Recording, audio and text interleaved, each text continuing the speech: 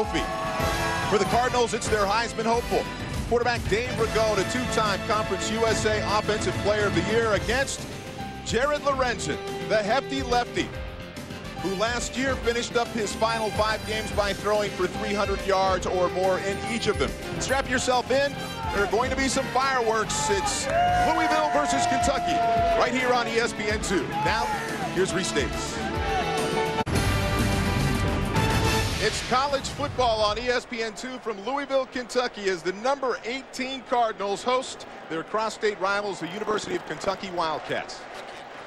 Hi, everybody. Mark Malone, along with my broadcast partner, Sean Salisbury. Glad you could be with us here. A lot more at stake for the Cardinals than the Governor's Trophy. There have been whispers they could be the first non-BCS team to crash the Bowl party this year. If that's going to happen, Dave Ragone, their Heisman hopeful quarterback, is going to have to put up Heisman-like numbers, and it's got to start tonight. And their head coach, Coach Smith, has tried to temper that excitement because he said they haven't had too many great practices this fall.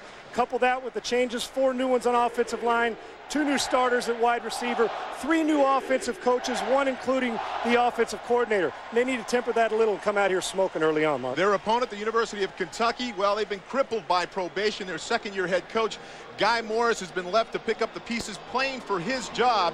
A win over this football team, the Cardinals, would make their season. There's no question about it. We got to give Coach Morris a chance with the hand that he's been dealt. But if the Wildcats get to 4 or 5 victories this year, they will stand on their head. This football team needs to deal with the Louisville pressure defense to have any kind of chance to win this ball game tonight.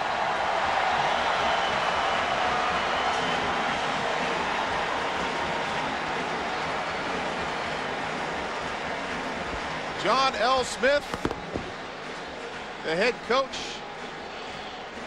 of the Louisville Cardinals, in his 5th season here, has done a wonderful job at 34-15. He's turned programs around everywhere he has been. An old cowboy from Idaho, as Kentucky has won the toss. Wade Tidlachka will be kicking off, the junior, 5'11", 199 pounds.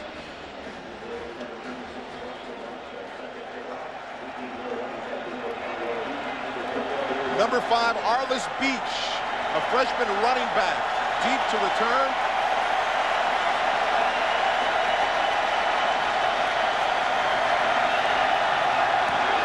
And we're off.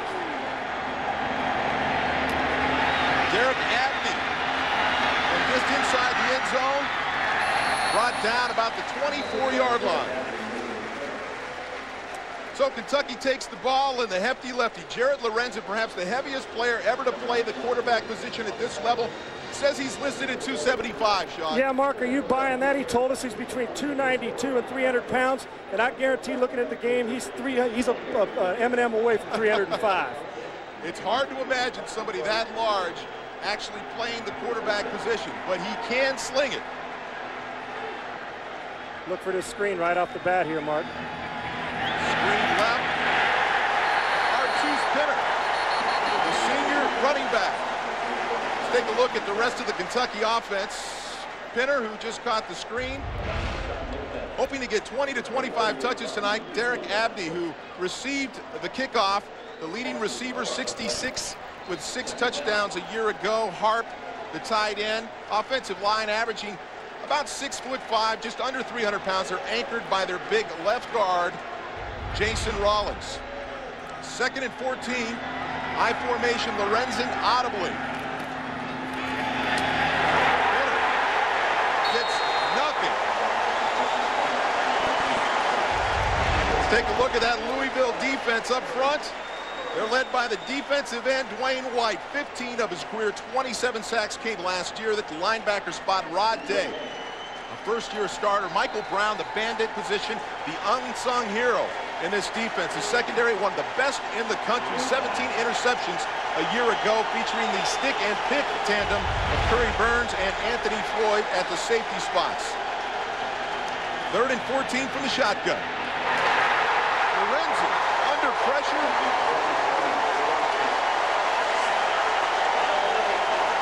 Dwayne White and Devon Thomas on the play. Sure not the way you want to start off your opening series on the road. 3 negatives. Here we go.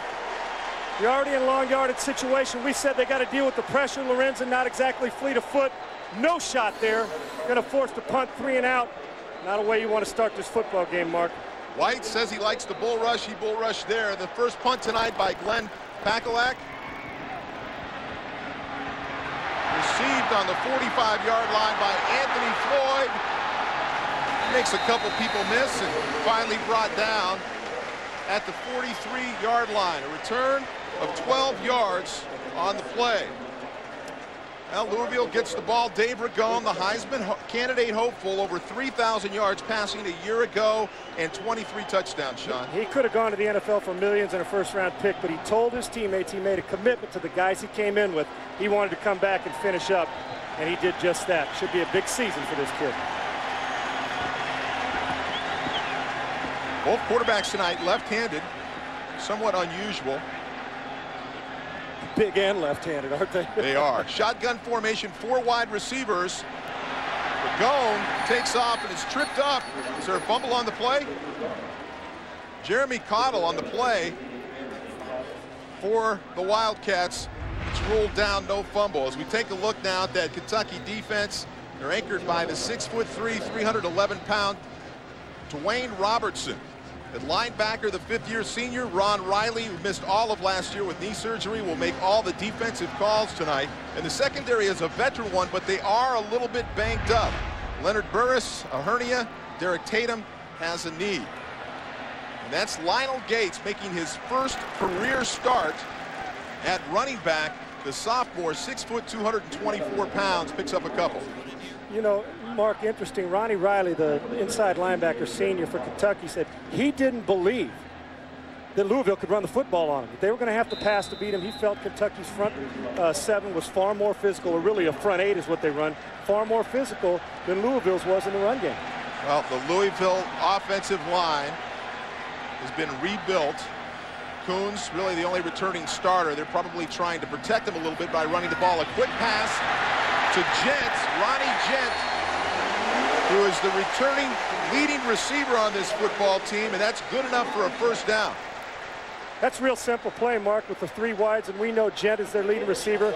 It's a good person to lean on if you're the quarterback at 3rd down. Here you see Ragone sets his feet quickly, nobody around him, a simple zone route, little outcut. Gent gets it, moves the chains. You'll see a lot of that today from their best wide receiver, if you want to call him a tight end, but he's got the most catches on that team. 11 yards on the completion. Cumby, the free safety, making the stop.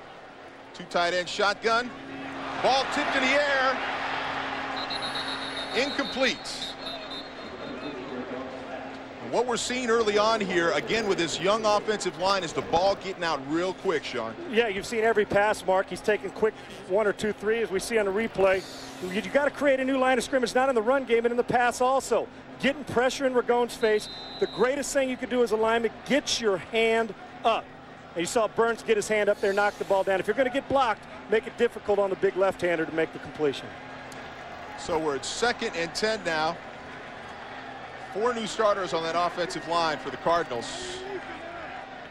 In motion, J.R. Russell. Immediate pressure. Is that a lateral? That is a lateral. No, they're waving it now incomplete. It looked like a lateral to me, Sean. Oh, they missed one there.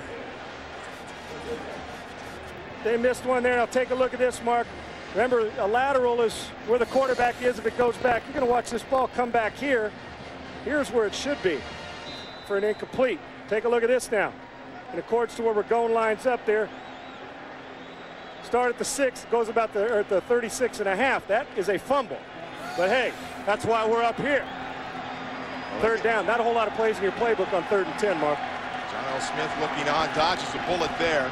Big 3rd down conversion for the Cardinals. Get him out of bounds. Get him out of bounds. Going under pressure, moving around. Finally has to eat the football as the wide receiving core, and that's what we call a coverage sack. -5 on the play. Otis Grigsby, number 18, along with John Robinson on the play. You bet, Mark. Their total defense, Kentucky's, was 109th last year, which is not good enough to beat a high school team. But you saw the secondary get on these receivers in there, young receivers, new starters for the most part here. When you lose Branch last year, this is a very, very important series for Kentucky to get them out of there and force this long field goal attempt. Great job by their defense under pressure. All right, so the Cardinals are going to try a field goal here. Nate Smith, who will try a 52-yarder on this one. His numbers, longest 48 against Southern Miss last October, and this one's on its way. It's long enough, but it's wide left. And so the Cardinals move the ball down the field, but under pressure, they stall the drive and miss the field goal. Right now we're at 0-0 with a little over 10 minutes to play in the first quarter. Wildcats, the Cats taking over on downs. Jared Lorenzen, the biggest man playing quarterback. Let's introduce you now to our third member of the broadcast team, Tracy Wolfson. Thanks, guys. Well, while we're all speculating on how much Lorenzen actually weighs, Guy Morris says he doesn't care anymore. He is throwing away the scales because he's too fed up with trying to tell Lorenzen to lose some weight. So he decided to focus more on the conditioning. Well, Lorenzen says he has been running every day, all summer, all spring, and he is in the best shape of his life. Well, we'll see if he can last all 4 quarters, and we'll also see if without discipline, he can keep that weight off throughout the season. All right, Tracy, thank you very much. It's going to be interesting indeed. Pinner on the carry there for 1 yard for Kentucky, makes it 2nd and 9. You'll notice that he spent a lot of time from the shotgun, although he's under center on this play, and no place to go. Finally unloads it out of bounds, incomplete. That's okay, because I like the fat Luther Vandross better than I did the skinny one. Anyway, what I loved about the last play was, Mark, and let's not mistake the fact this kid could throw the football. He can. Is it instead of taking a sack and trying to do something stupid, and he told us he's tried to force too many balls, cause too many interceptions. Throw it out of bounds. Let's re-tee it. I know it's 3rd down. Just be smart. Keep your team from turnovers, and it'll be a better opportunity for you. No, I don't envy Guy Morris as he tries to rein in this very talented quarterback. 3rd and 9 now for Kentucky. Under pressure, little slip screen to Ernest Sims, and he is gone. The 30, the 20. Nobody's going to touch him. Touchdown, University of Kentucky. 64 yards on the play.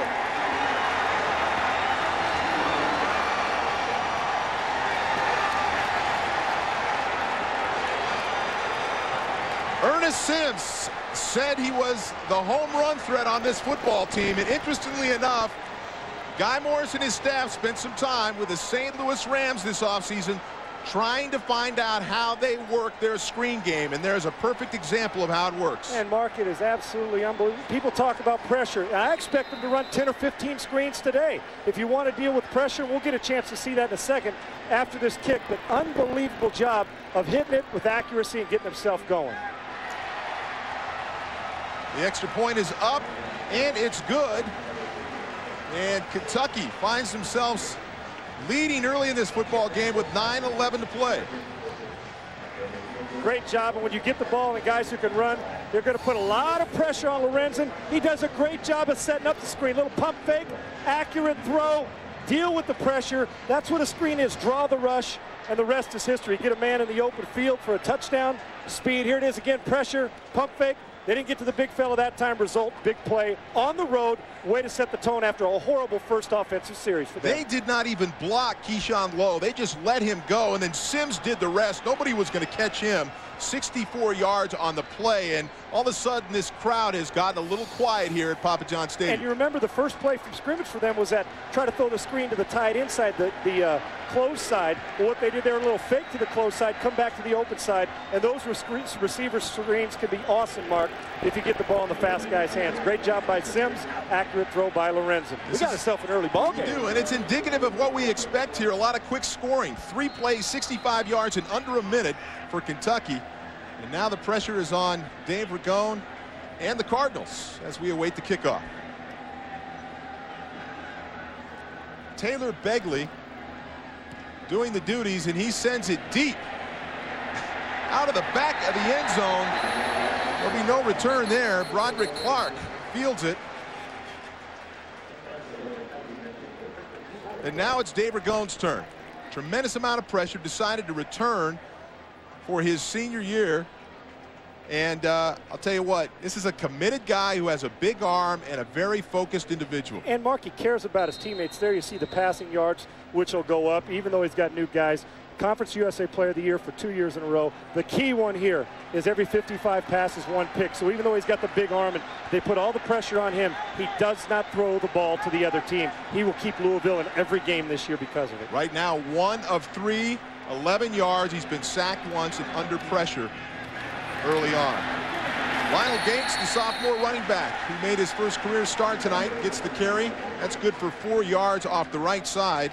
Dustin Williams with a stop. And Mark, we talk about Ragone and Louisville as a passing. You know, they lose Branch and Parker last year, 2 big-time players. But the thing about this is you've got to make some commitment to the run, regardless how good your quarterback is. We've seen it in the NFL with Favre, with Peyton last year, Manning, that if you're not running the ball and you got injuries and you put all the pressure on your quarterback, you get yourself in trouble. I agree, and John L. Smith was concerned about this young offensive line. Wanted to protect them early. We have a 3-wide set, no protection here, empty backfield. The back motioning out, ball down the field, under pressure, incomplete, intended for Gent, the tight end. But again, pressure in his face even when he gets it out on time, Sean. And that is what Kentucky wanted to do, give a bunch of different looks and pressure Ragone, knock him on his back. And we're going to track how many times they hit him in the mouth this football game. It's not just sacks, Mark, as you and I both play the position. It's those pressures and those hits in the mouth that start to wear on you throughout the football game. They add up. And let's, again, remind you that this is a revamped wide receiver core. They lost their 2 top wide receivers, Branch and Parker, as they face 3rd and 6 now. Quick, again under pressure, again he misses, intended for Damian Dorsey, the senior, 5'7", 172 pounds, and again they face 4th down and a punt. Knocked to the ground again. Ragone, I imagine he's going to start to get in some people's face. That's an untouched guy down there at the bottom of your screen, hits him, knocks him to the ground, and you saw the route, Mark. It looks like timing's a little off, and we expected that early on for Louisville. You like how I say Louisville? Do I got it down right? Been around here. You've had a couple of mint juleps. Wade Tidlachka is back to punt.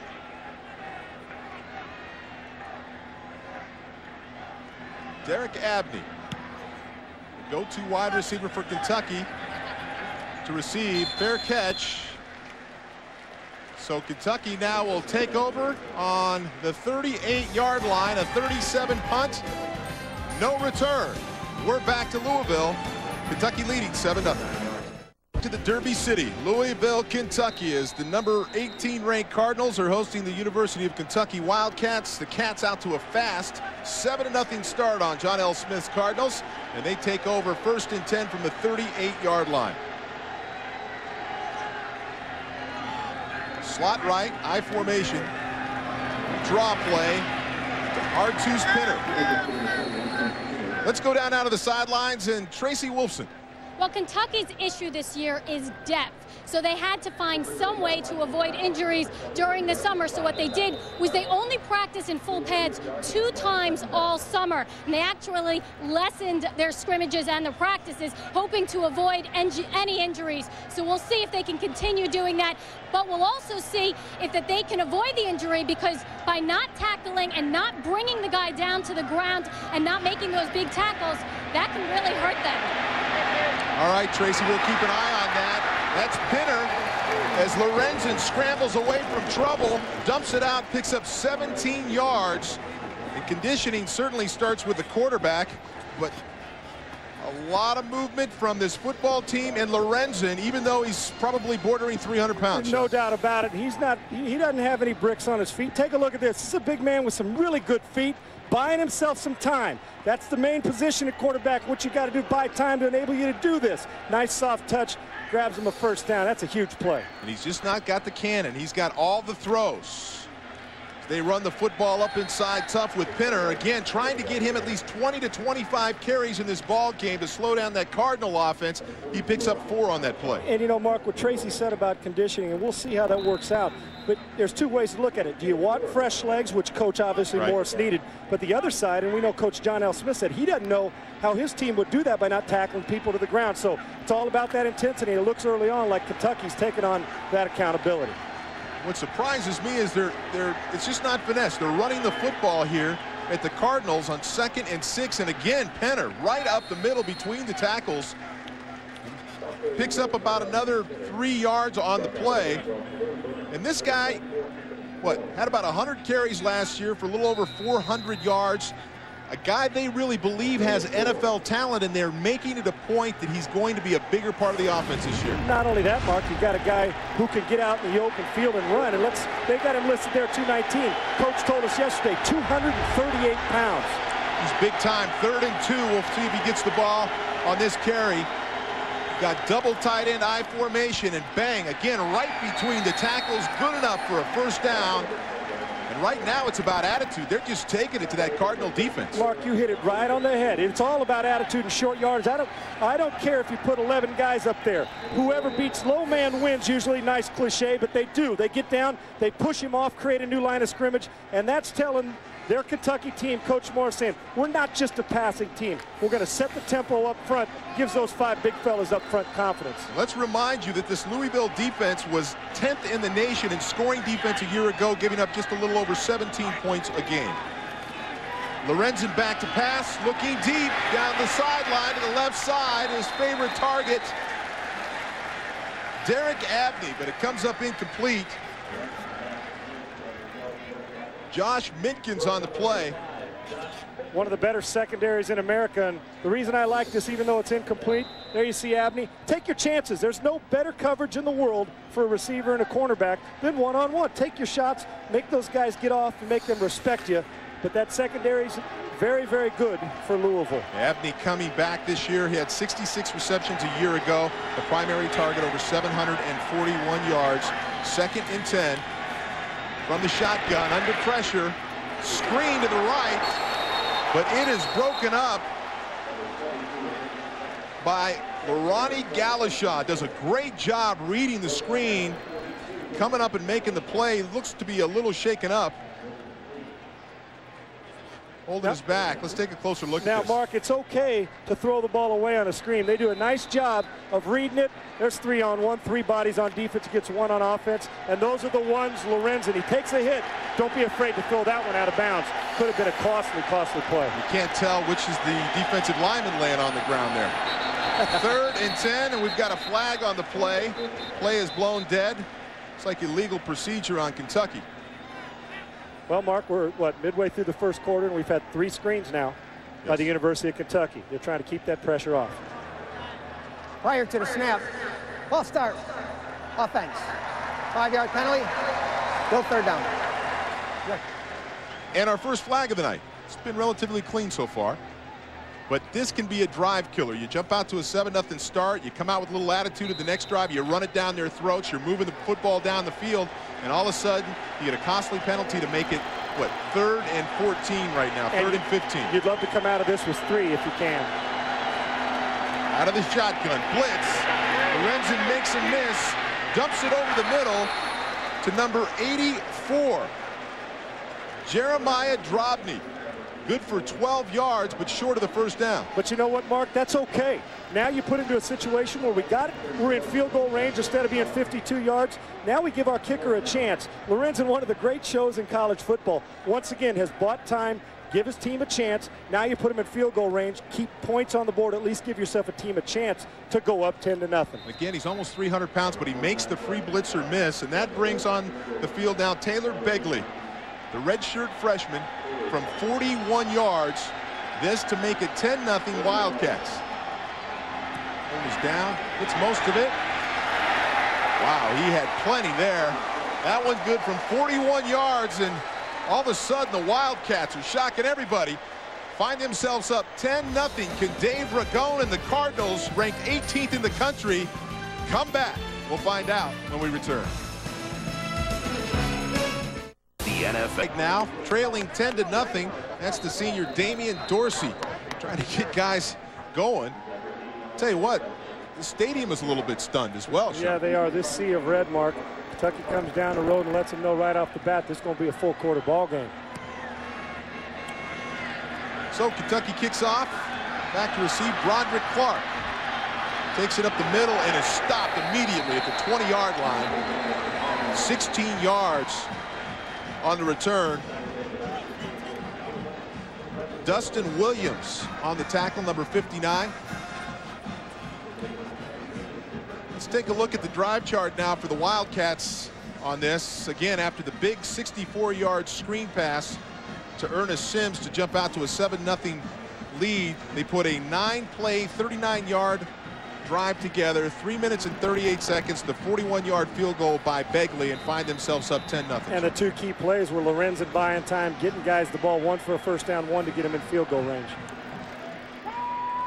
Play action for Ragone, rolling to his right, throws to Damian Dorsey. But he's blanketed on the play by Claude Segal. And the Cardinals now find themselves 2nd and 10. Well, how can you not be impressed with the defense of Kentucky right now? We've talked a lot of offense, but they're keeping Ragone in long yardage situations. They're pressuring him every time. And those corners are bellied up playing that press man because they've been laughed at from last year being that bad as they were. Mark. We see Louisville now moving the pocket, trying to get Ragone some time. He's 1 for 6, 11 yards, 5 straight incompletions now for the Heisman hopeful. From the shotgun, plenty of time now. Over the middle, receiver falling down, and we have a flag. Tiger Jones was the intended receiver. Leonard Barres was the man who the flag was thrown at.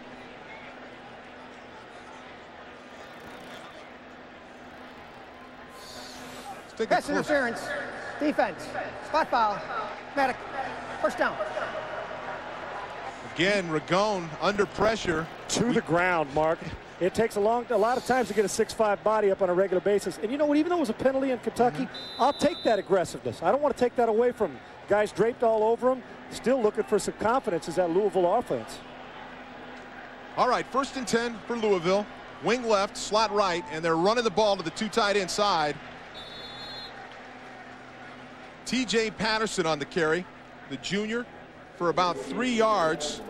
And a guy that they said is great on pass protection. He's smart, mentally he's great, but he just doesn't have the real breakaway speed that you get from Lionel Gates, which is why Gates started the game today. That's exactly right. Now, when you're dropping back and you want blitz protection, Patterson's the guy, but you want open field, open space, guy who can make bigger plays for you.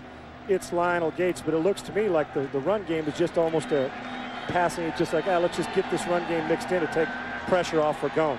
They're going to have to pass again. Out of the shotgun, 3 wide receivers. Jones in motion, free blitzer. Jones ends up with a reception. A hot route here when you got the free blitzer coming off the edge. It's free blitz, yes, but look at him put the blanket on Gent. While you're looking for a hot route, they pressure Ragone, do exactly what they're supposed to do. Run with them. Take a look at Dorsey now, the most experienced receiver. No, we're going to play him pressure too and make them make the perfect throw. Love what Kentucky's doing on defense, and once again, Ragone was under pressure. Big down, 3rd and 7 to keep the drive alive. 3 wide receivers, 1 back, shotgun formation. Plenty of time, nobody open, and a sack. A sack on the play.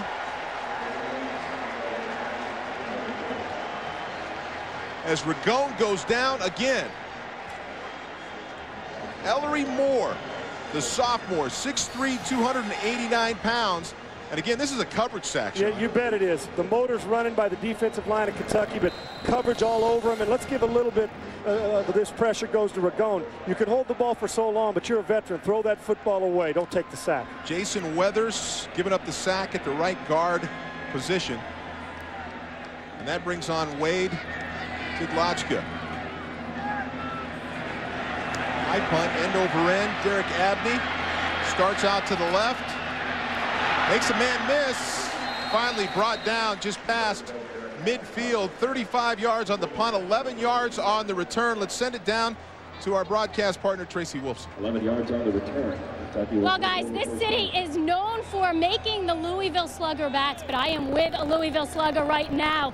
Aaron Alvey hit the game-winning home run in the Little League World Series against Japan. And Aaron, what has life been like since winning that championship? It's been crazy. The publicity has been crazy too, and well, all these, every time I go out, it's signing autographs, and I love it. I just love signing autographs for everybody. Tell us some of the things you've been doing so far. I know there's a parade tomorrow, but what are some of the highlights that you've done so far? I've come to this game, and Louisville, Kentucky game, and I went to the Riverbats game. I did a couple of things with our team and everything, so really good. And now we're looking for our parade tomorrow. You've had so many star moments, as has your team, throughout these World Series. Tell us what your best memory was. My best memory was when the last out when Casey Jordan caught that line drive, which that was my best memory, and I thank Casey Jordan for doing that for me. Well, congratulations. I know you're meeting President Bush this week. Good luck and just enjoy it. Back to you guys. All right, Tracy, thank you very much. Certainly have become heroes in the state of Kentucky as Abney picks up the reception there. Good for 4 yards. And that'll bring up a 3rd down now for Kentucky. Buck, you can't hit a baseball that far, can you? I'll tell you what, this kid could go on to play Major League Baseball and have a 20-year pro career.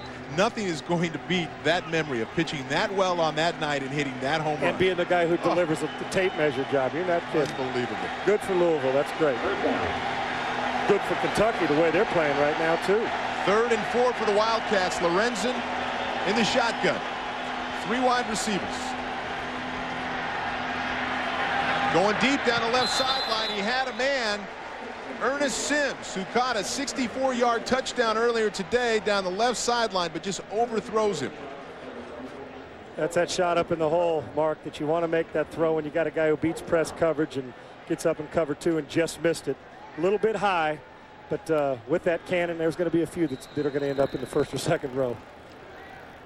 His mechanics aren't the best. It's not one of those things that you say, hey. And you and I talked about this. I say this. If he's that passionate about his game, if he loves football that much and he wants to be a good quarterback, then be disciplined enough to be 265 anyways, not 300 pounds. Not since he's been 12, Mark. So, Kentucky on the punt. This one's deep. 43 yards. A touchback. Just a reminder that tomorrow, Gino Gaduli and the Cincinnati Bearcats open their Conference USA schedule as they host Adrian Medice and the TCU Horned Frogs. College football on ESPN tomorrow at 4:30 Eastern. For more information, log on to ESPN.com.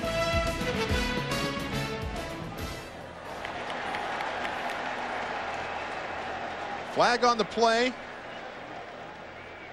Unsportsmanlike conduct. After the play was over, dead ball, personal foul on the receivers. This will be half the distance, or ball will be put on the 10-yard line. 1st down. What we're seeing here is a lot of frustration now from John L. Smith's Louisville Cardinals, down 10-0 as we approach the end of the 1st quarter. Mark, the frustration, they expected to come in here, and although they didn't have great fall practices like Coach Smith told us, and it's showing. It's showing. He didn't like the rhythm and the way they were practicing. And these are the things, the little things that become big things, the discipline that kills you. Get personal fouls when the ball should be on the 20-yard line. Over the last 3 years, they have dominated this rivalry, so this is a bit of a shot. So 1st and 10, they take over on downs from about the 10-yard line. Shotgun formation. Under pressure. Dumps it out, incomplete. Intended receiver Lionel Gates. Tell you what, the pressure, there you go. Look at Lorenzen, 4 of 8, 97 yards, and bought some time on some others. Nice touch. Now Ragone, the 2 of 8, and let's not forget all the pressure he's been under, even the last play, Mark, forcing him out on a little short route. This is not a team in rhythm. Lorenzen obviously getting the best of this one early. There's no doubt about that. Again, we haven't seen a lot of deep balls, or at least deep connections made. They've been short balls, screens, dump offs, but unrelenting pressure from the UK defense on this one. 2nd and 10. Gates gets the ball off a right tackle. Gets maybe a yard. Mark, we talked about the pressure, and given Kentucky's defense been the MVP to date right here in this game. 6 hurries, 5 knockdowns, and 2 sacks already in the 1st quarter on Dave Ragone. And that brings us to the end of the 1st quarter. But we'll be back with more college football action as number 18th ranked Louisville finds themselves trailing 10-0 to Kentucky. 10-0 to the University of Kentucky Wildcats. as we resume play in the second quarter. This a big third down conversion for Louisville. They find themselves backed up. Little dash to the left for Ragone. Nothing open. Tucks the ball, and he's smothered by Wildcat defenders. Vincent Burns leads the charge for Kentucky. We keep talking about Louisville's corners. Take a look at this coverage now here by Kentucky. Man to flat, nothing. Double team on Dorsey, their best receiver coming back. That is unrelenting pressure, not only up front, but forcing Ragone on the dash. Nice job by Kentucky. That secondary's playing lights out. So Tidlachka will punt. 2 punts tonight already of 38 and 35 yards. From just inside his own end zone. That one was close. Nice high punt, a fair catch called by Abney. And the Wildcats will take over possession on the 45-yard line, 43 yards on the punt. If you're just joining us, let's get you caught up on the first half action. So far, Dave Ragone of Louisville has been under pressure. 4 new offensive linemen. They've taken its toll. He's been beat and battered around, while the 300-pounder, Jared Lorenzen, has found a way to move around the pocket, get the ball out, and get the Wildcats up early, 10-0. What has been a shocker so far here in Louisville.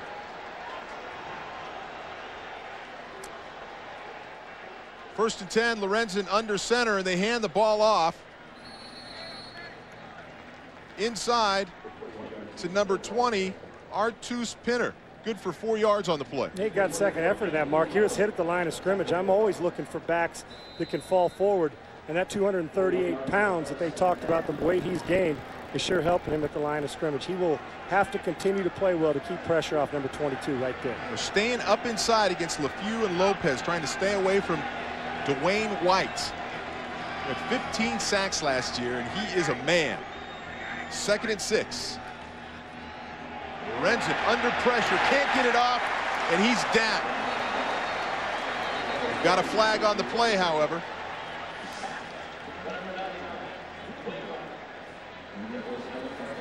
Dwayne White was the man putting the pressure. Nice spin move.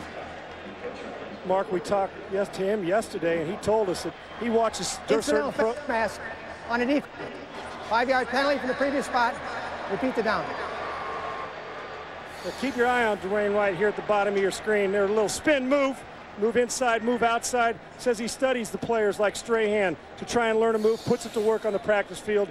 There it went to work. This isn't just a guy who bull rushes. Mark and talking to him. He's trying to be a versatile player that you can't concentrate on just one pass rush.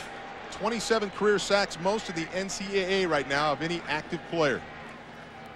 2nd and 1, and immediately Dwayne White back in and swarming Lorenzen for the sack. And what we say, he doesn't just have a bull rush, but you know what? He uses this bull rush.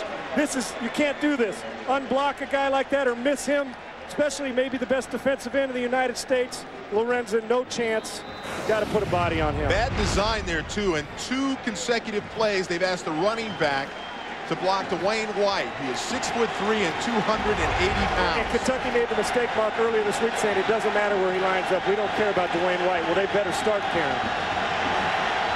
Kentucky is 2 of 5 on 3rd down. This is 3rd and 6 out of the shotgun for Lorenzen. Downfield, almost intercepted.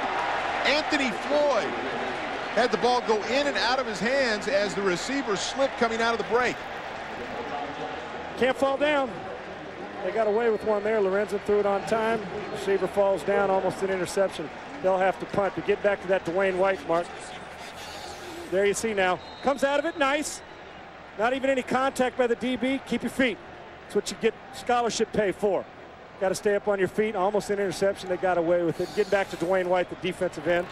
Mark, you can't block him with a 200-pound back. No, you cannot. That's not a good design. I think I'd have that conversation on the sideline if I was Lorenz with his head coach. This punt is out of bounds. It'll be marked at about the 24-yard line. 28 yards on the punt. We're back with more football from Louisville after this. Defensive coordinator Chris Smealan trying to get his defense cranked up They have not been the kind of defense we thought we would see here tonight. Better get this offense cranked up. 1st and 10. 1st and 10, and we have a flag on the play before the play gets off. Illegal snap. Offense, 5-yard penalty. Let's go 1st down. And again, we can see now, I mean, this is just adds to what we've been talking about with this new offensive line, Sean. Only Dan Coons, the center, is the guy that's returning. Everybody else is brand new here. There's no doubt, and I understand physical mistakes, Mark, but I don't give a hoot if you're a freshman or a senior. You can't move before the ball's snapped, before the play starts. 1st and 15 now. They start in a hole, and bam, right off the bat, Otis Grigsby nails Lionel Gates in the backfield, and now they dig themselves a deeper hole. Jerry Spencer, you got to do more than this. You got to help out. Offensive lineman gets beat right off the bat. No shot. Grigsby gets across the line of scrimmage. There's Otis right there.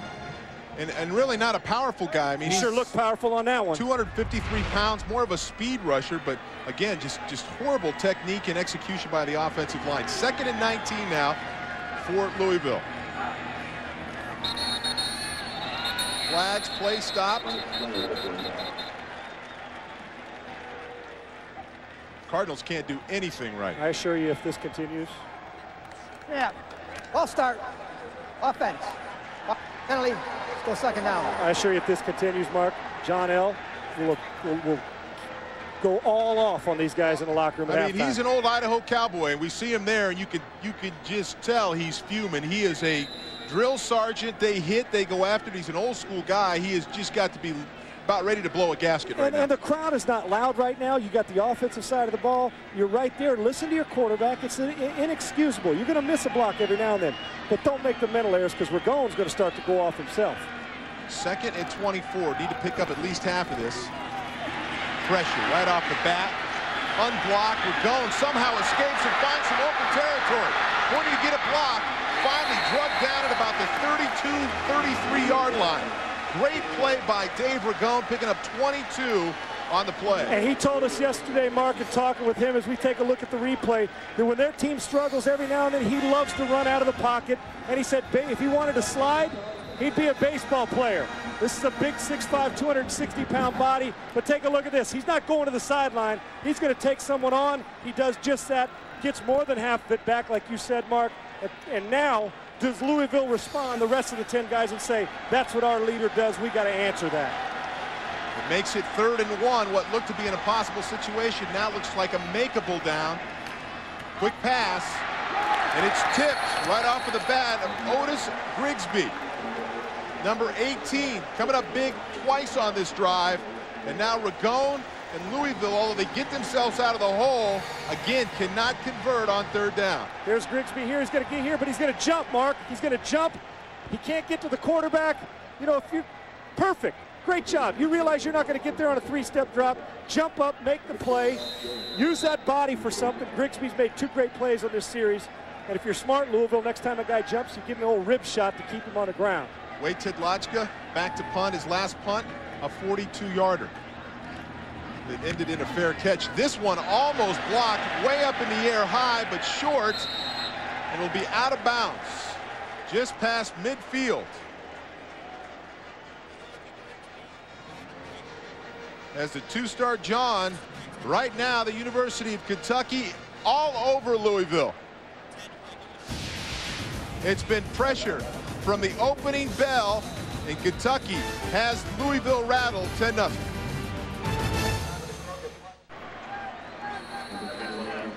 Hi, everybody, and welcome back to Louisville as the Cardinals find themselves trailing 10-0. 3 yards on the pickup for Kentucky. Will bring up a 2nd and 7. We've got an injured player on the field. You know, Mark, what's interesting about this is that everybody talks about Kentucky as being a finesse football team for the most part. You know, their finesse on defense, they weren't very good. Lorenzen, who throws last year 5 straight 300-plus yard passing games. But in this game so far, it is a physical tail whipping that they're giving Louisville. Forget the finesse. They're whipping them up front. Curry Burns, the strong safety, who led the team in tackles a year ago with 107, is down on the field right now.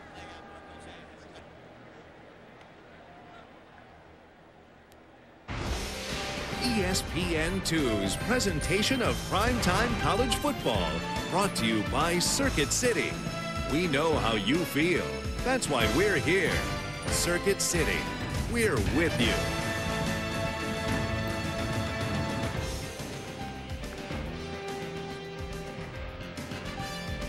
That is the School of Law here on the University of Louisville campus. And this is Papa John Stadium. Let's set it down to the field in our cohort, Tracy Wolfson. Tracy?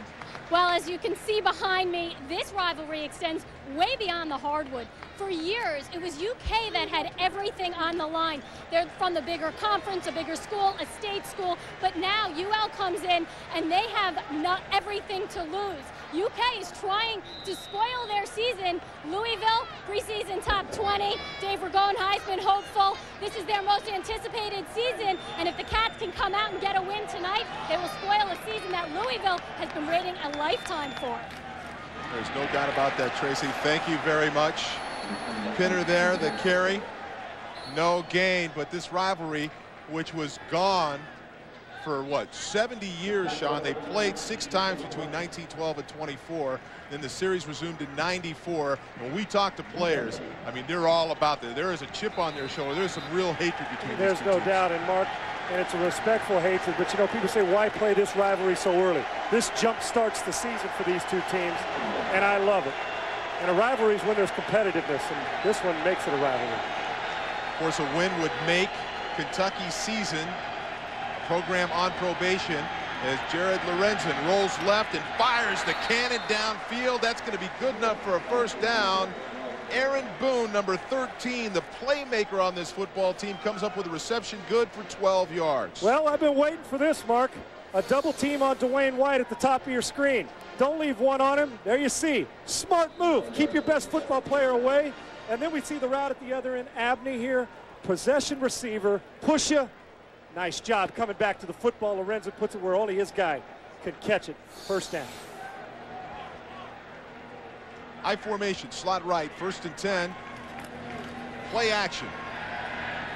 Going deep. Got a man one-on-one, but great play. Broken up by Leronnie Galashaw. Abney, the intended receiver, and he had what he wanted. Man-on-man coverage. Looking to put the dagger. Yes, and it's a great fake by Lorenzen, but what you got to do is get the ball up a little quicker here. His guy had him beat early. Now when you set your feet, throw the football. He took that extra crawl hop in there that allowed a good secondary to stay on him. Had him beat, but he hesitated just a second. Comes out of it. Tell you what, when he tucks that ball in his gut to hide it, nobody sees it in the play action. 2nd and 10. Hands the ball off to Alexis Begenge. 4 yards on the carry.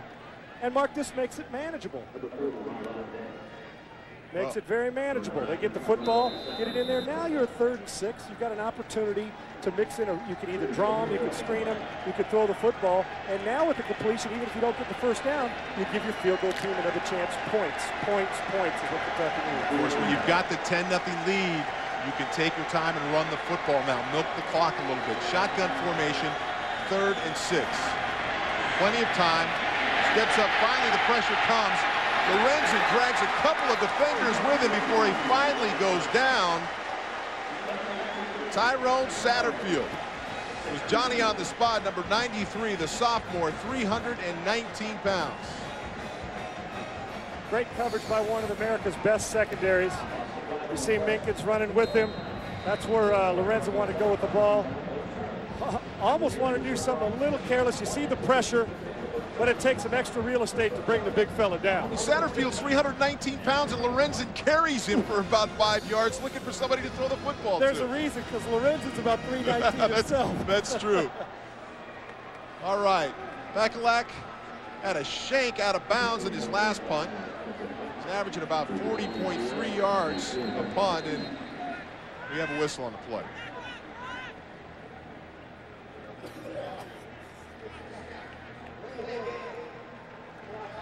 Five-yard penalty from the previous spot. Still 4th down. Clock will start on a snap. No harm done there, Mark. You want to move back, give him a chance to hit a full wedge. Yeah. Pakalak, considered the #3 punter in the NCAA, averaged 44.5 yards last year. 18 inside the 20 is what he's going to try to do here. It's a high one. Oh! And his coverage cannot keep it out of the end zone. Hey, rookie, welcome to the NFL. Follows the lives of 6 players, including Joey Harrington and David Carr, as they embark on the journey from college to the pros. The show documents everything from the anxiety of the draft to the final roster cuts. Part of the block, Tuesday at 8 o'clock Eastern on ESPN. For more information, you can log on to ESPN.com.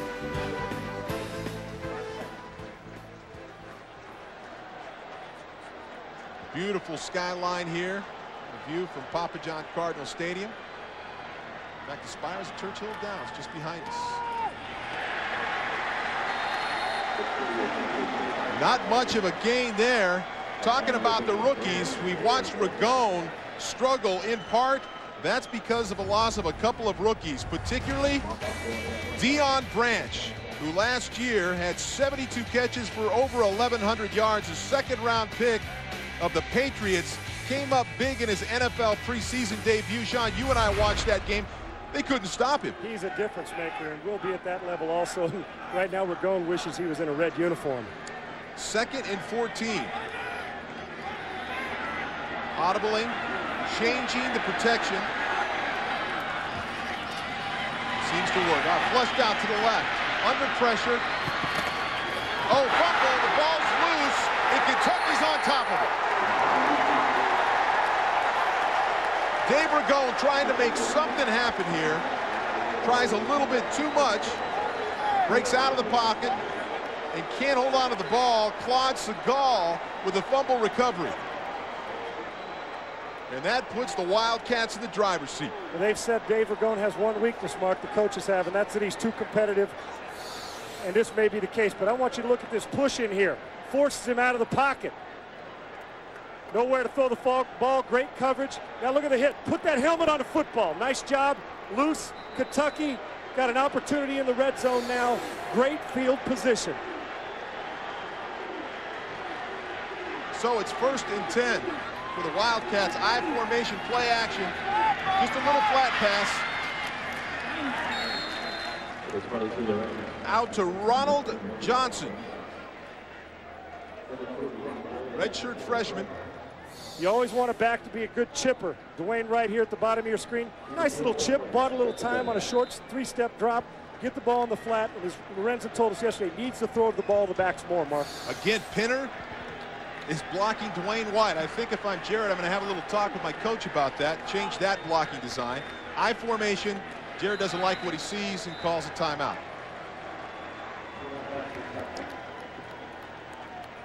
So why Guy Morris and Jared Lorenzen talk about it. We're going to take a little time out here, but we'll be back.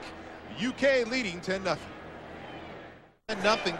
This secondary, 44 interceptions for the Cardinals over the last 2 seasons. Only Miami has more. This defense may have to bail the Cardinals out because we're going in the offense just looks horrible. Sure. 2nd and 6. That's Pinner.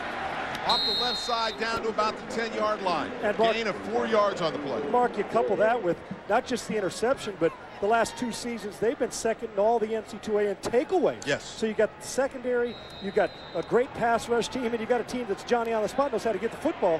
But Brent Pease, the offensive coordinator of Kentucky's offense, doing a good job of protecting it right now. 96 takeaways over the last 2 seasons for this Louisville defense. That's alarming. Oh, it's amazing. Ranked 10th in scoring defense a year ago, and they've got to come up big here as it's 3rd and 2. I'll tell you what, that's a lot of beef pushing that pile. I'll tell you, I'm not sure if I'm real happy and if I'm the center and the coach calls a quarterback sneak and Jared Lorenzen's the quarterback. And the quarterback may be bigger than the center. Yeah, I guess I got a chance at 2 yards and I got 300+ pounds. A quarterback going through, goes right down there, keeps his head down. It's a lot of beef. Robert McCune on the play finally brings the big fella down, and not good enough for a first down. It's 4th and 1 now. I formation. Lorenzen changing the play. And it's close. It's close. Pinner gets the ball out of the eye. The pile pushed forward. It looks like he might have it, Sean. Yeah, I think he does, Mark. And the thing I liked, after first contact, you saw that big body of 238 pounds get the extra push they needed for the first down. And he put on a ton of weight, about 15 to 20 pounds, which obviously is helping him after initial contact.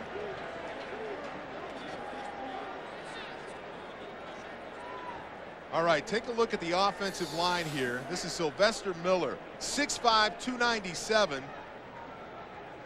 And he wasn't even using much legs in the rear end. He stood up, but he found a way on White to keep him out of the play.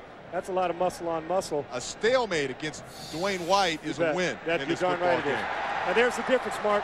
Pinner being able to fall forward. And the backs, you judge good backs on their ability to take initial contact and fall forward. And Pinner's done that a couple times today.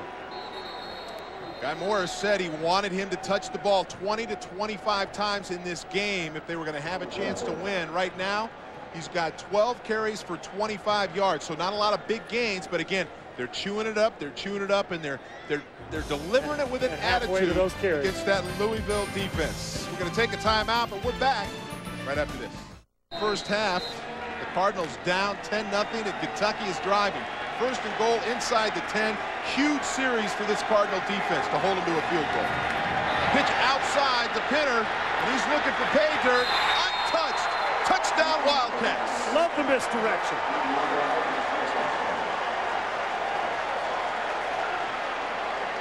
Eight yards on the touchdown carry. Nice design by Guy Morris and the Wildcat offensive coaches.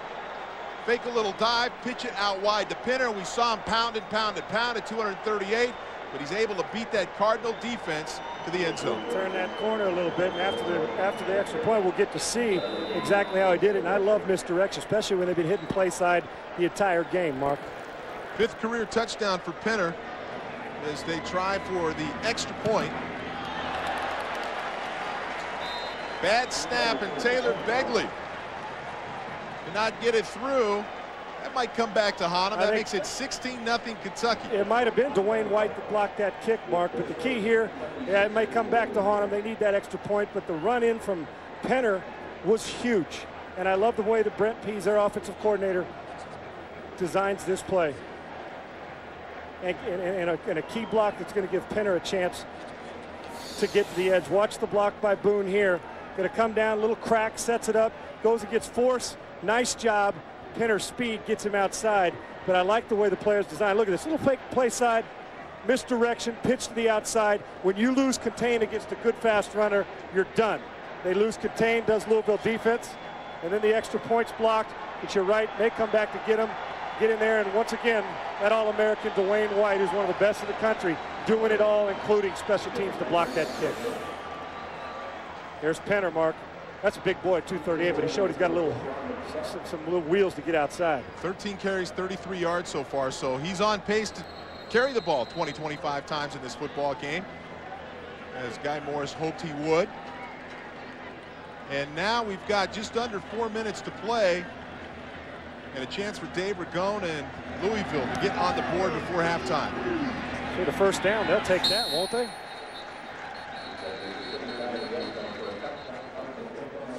Just a reminder, tomorrow night, Al Michaels and John Madden are off, but be sure to join Keith Jackson and Dan Fouts as they cap off ABC's Holiday Weekend Bash, presented by AT&T Wireless. The Auburn Tigers take on number 19 USC at 8 o'clock Eastern. ABC Sports, the class of college football.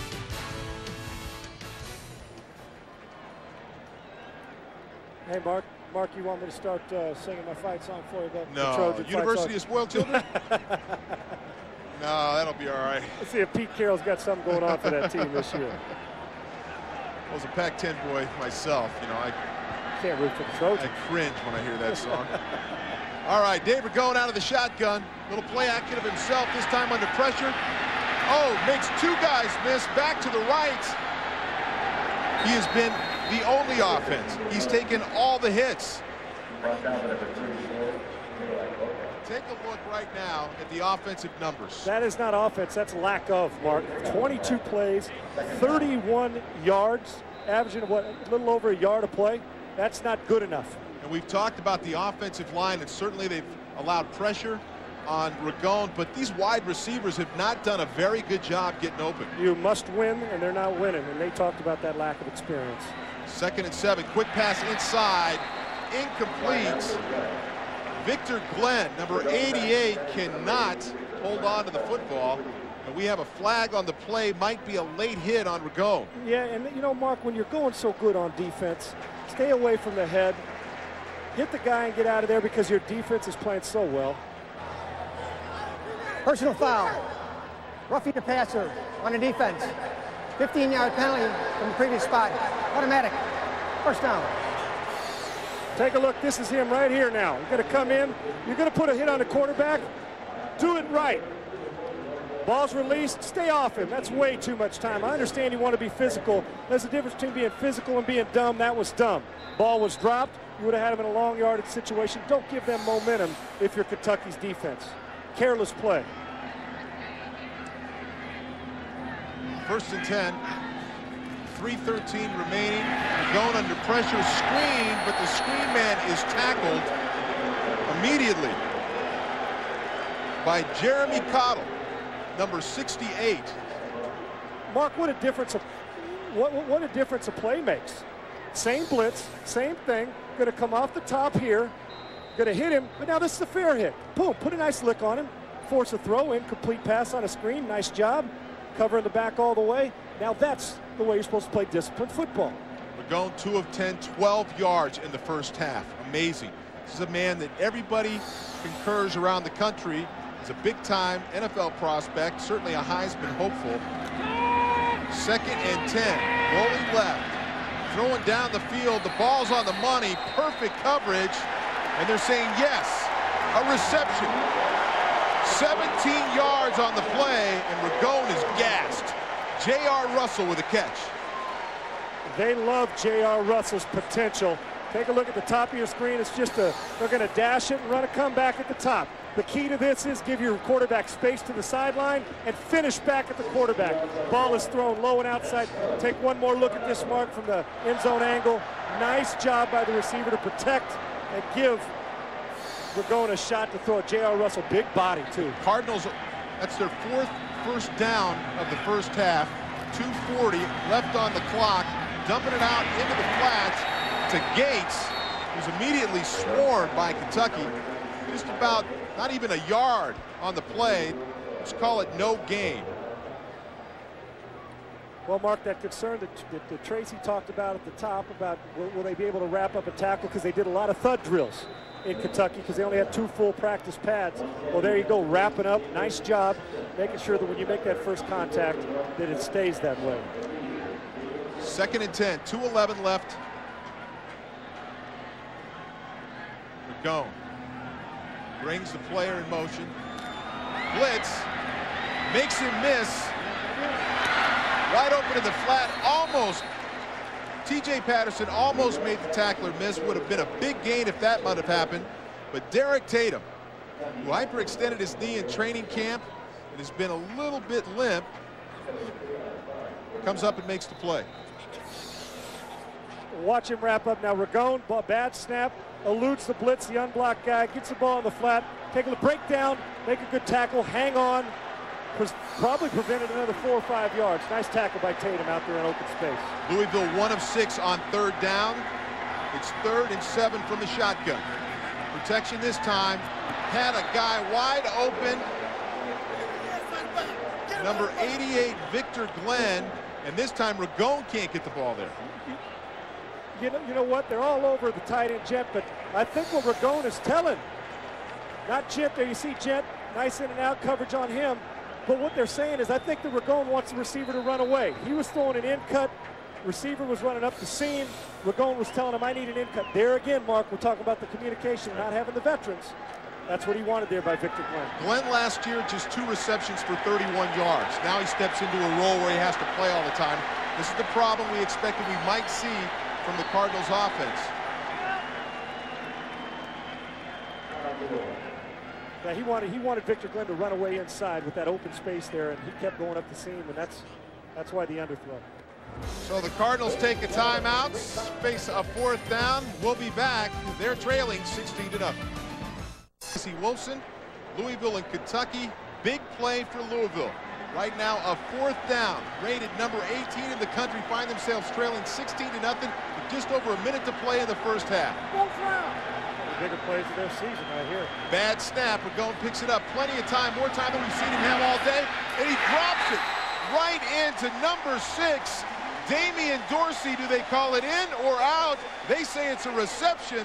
What a great throw and catch. Urban Flowers, number 32, delivers the lumber. Well, you know what? This is one of their favorite routes. Like, you watch Dorsey now, going to sell it on the inside, little post corner, swims right by him. Nice throw to the outside shoulder by Ragone. 29 yards, pulls it in. The ball, ground's not going to cause that fumble. Good job. Nice pitch and catch. I love the fact that John L. Smith said, hey, it's 4th and 6, I don't care. Let's go do it. We're a BCS-type team.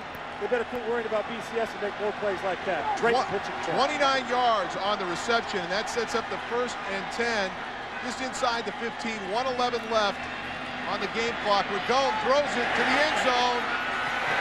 Intercepted? No, they're saying incomplete, out of bounds. Antoine Huffman, the dime back, a redshirt freshman, 6 feet, 170 pounds, catches the ball, but he's out of bounds. Nice job by Huffman, trying to work that little pylon there, Mark, with the nice pitch and catch over the corner. Ball a little bit underthrown. Huffman, you know what I love is that I get so many DBs playing the man instead of the ball. Mark, the ball goes up. Huffman takes a look at the ball and plays the ball. No pass interference chance and almost an interception. It's great teaching skills for you kids at home, playing the football when it's in the air. 2nd and 10. It's been a long drive, and all of a sudden we haven't seen as much pressure. You wonder if the Wildcat defense is a little gassed. Incomplete. Great coverage on the play by Derek Tatum. Let's check in at the studio and Reese Davis. Reese? Well, Mark, coming up at halftime, Virginia Tech gave LSU a big old taste of Beamer ball, and some fans got a taste of pepper spray. We'll explain that. We'll have Bob Davie, Mike Godfrey talk about the end of the game situation with Washington and Michigan. And it is the year of the quarterback and what Rex Grossman really needs. Mike's going to let you in on that. We'll see you at the half in just a bit. All right, Reese, we're looking forward to it. John L. Smith looks on. Before this drive, Louisville 29 yards. This drive, 66. Big 3rd down. Ragone escapes the pressure, bounces outside, makes a couple people miss, bounces off a couple of more, and finally brought down at the the 7-yard line. Tell you what, Mark, he'll find a way to keep him in the ball game, won't he? What a great athlete for a big man, but go back to the pressure again. He's been knocked down 10 times. That is the 16th hurry, 2 sacks and 1 turnover. They're putting pressure on him. How long can he continue to do this without some protection? Right now he needs a rest as Louisville calls a timeout. He's gassed. His coach says, and Ragone admits, he plays the position with a linebacker mentality, a lot like a guy that just got inducted into the Hall of Fame, Jim Kelly, who was with the Buffalo Bills. He's going to look down the gun barrel. He's going to take it in the chops. He's going to make the throws that are necessary to win football games. And you know why guys like that, and Kelly, and you can add Favre to that list, what it does is that your players on your football team see that, and it becomes contagious. You say, man alive, I got my quarterback out there who's going to be $1 million man a year from now, but he's out there selling out for us and making a commitment to us. And you know what? I'm not going to slide. I'm not going to go down, talking what Ragone says. And I love the mentality, but the last thing they need is for him to be too careless and get himself hurt. Oh, I agree with you. The coach said, and Ragone admitted, he was frustrated with this new offensive line early in spring drills and in training camp. He's learned to get over it and understand that that's what he's got to work with. Somehow in this drive, he's been able to overcome that, get out of the pocket, make plays, and that's what makes him a great quarterback. Mark, you're exactly right, and trying to be patient. I know it's tough, but when you've got 4 new offensive starters on the line, that is the most difficult position for 5 guys to gel together in just a short matter of weeks during training camp. Well, they're 1 for 1 on 4th down. They converted 1 to keep this drive alive earlier. Now it's 4th and 3 with 42 seconds on the clock. John L. Smith and his quarterback Dave Ragone have talked it over. Line up in the shotgun. 3 wide receivers to the right. Tiger Jones in motion. Dash left. Wide open. Jones. 1st down. 1st down Louisville. 5 yards on the play. difficult throw for a left-hander.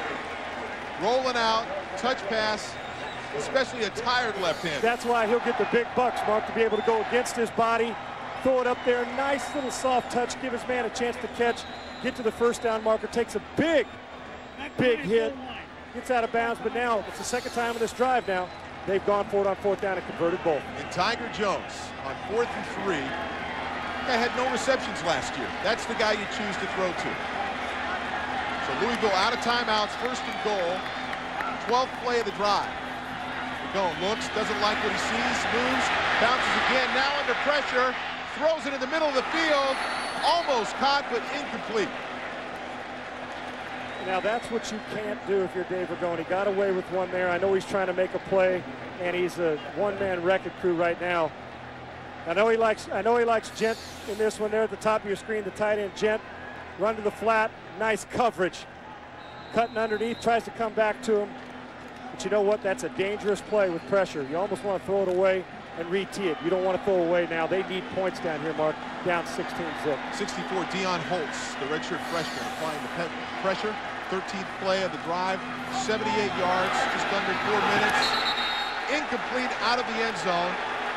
They throw it up for number 9, Joshua Tinch, a basketball player who's got a 40-inch vertical jump. They told us they'd be looking for him down in the red zone. This is a good spot for him, but as you and I both well know, never in the history of football has a ball ever been complete when it's been caught out of bounds. So it's tough down there. They're into the short side of the field. They're throwing it into the short side of the field. Got to give yourself a little more room. So 3rd and goal, no timeouts remaining, 25 seconds on the clock. Play selection here, Sean. What do you call? You know what? I think you got to move him out of the pocket, give him a run-pass option, and give Ragone a chance to get on the edge and work it that way. Well, they've got ends lined up wide, a safety wide, trying to keep him pinned in, and a blitz up the middle. Ragone somehow avoids it, gets loose, throws a rocket to the end zone. Touchdown, Louisville!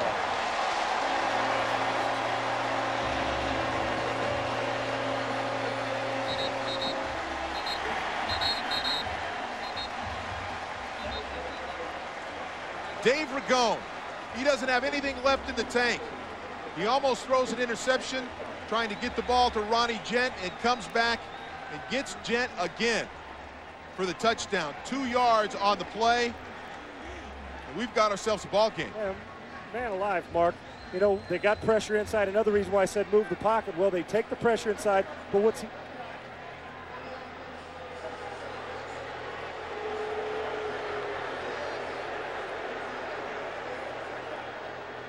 You can't hear it over the crowd. The penalty is excessive celebration. Right now, I think the Cardinals will take that. Yeah, they will. Something to celebrate about. But it will move the extra point back considerably now. Well, that's just a wonderful individual effort on Ragone's part. Get a chance to see that here in a second. But he's single-handedly on that drive kept him in, making plays with his arm and with his feet.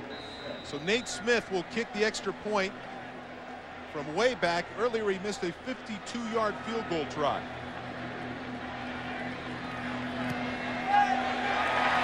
This from 35 yards out, and it's good.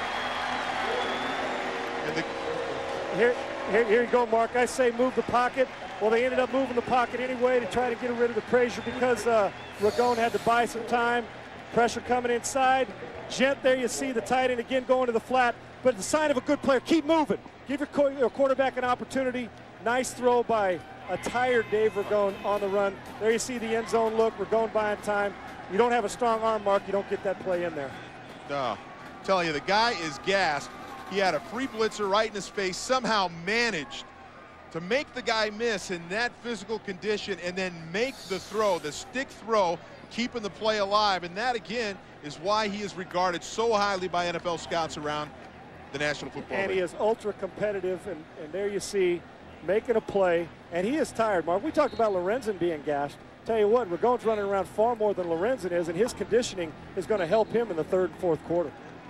One hopes, or one wonders, I'm sure John L. Smith hopes, that that kind of play inspires the rest of this football team, especially that young offensive line, that somehow Ragone is getting it done despite the way they're playing. And I'll tell you what, if you're an offensive lineman, 5 guys, you turn around and see your quarterback doing that, you better be ashamed of yourself that he's the one out there working, and go in the locker room, come out at halftime, and kick each other in the rear end and give your quarterback a little bit of help, because he cannot continue this tempo for 4 quarters. They have got to pick it up and help Ragone some way, but he keeps his receivers alive, and there's why Ronnie Gent is the best tight end in Conference USA.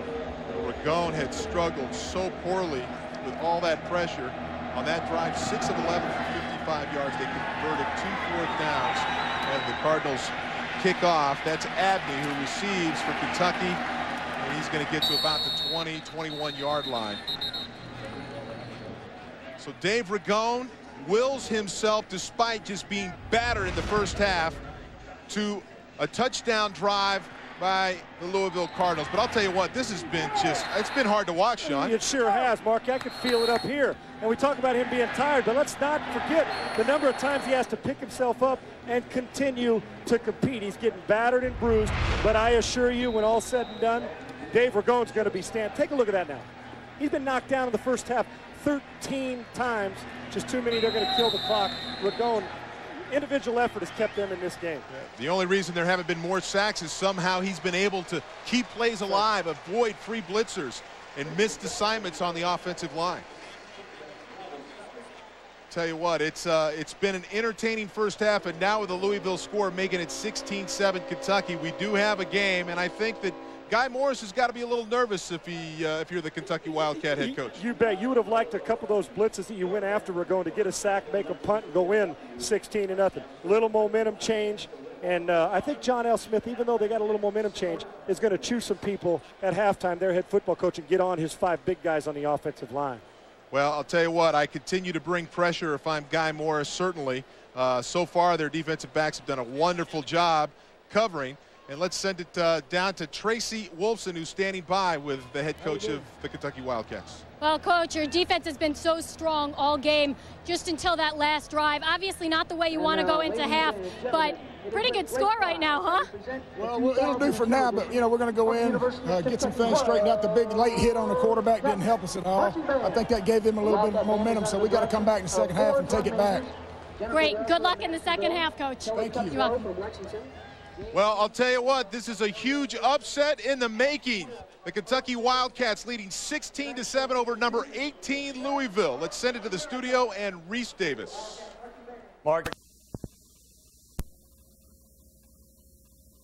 Louisville trailing Kentucky 16-7. Dave Ragone, tell you what, he deserved the second half rest. He has been beaten and battered in this first half. Somehow picked himself off the ground and managed to get this Cardinal team into the end zone for at least 1 touchdown. You know, Mark, and I wouldn't be surprised if he went and said, okay, guys, we had our troubles in the first half, and Dave get to the offensive line and say, you're new.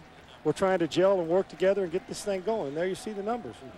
Again, not alarm, not big numbers, but that average gain per play, the one that sticks out right here, Mark. Yeah, it's horrible. Bad. Yep. Yeah, it's just horrible. Passing yards 67. Most of that came on the final drive. They converted twice on 4th down. I think I could hear John L. Smith yelling yeah. from the locker room at halftime, because I'll tell you what, it was not a very good performance, especially from his offensive line, of which they have 4 new starters. So we're underway in the second half. Kentucky kicking off.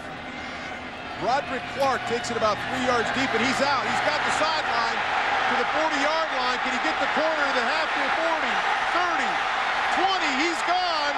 Louisville opens the second half with a touchdown. 100 yards on the play, and that is a school record.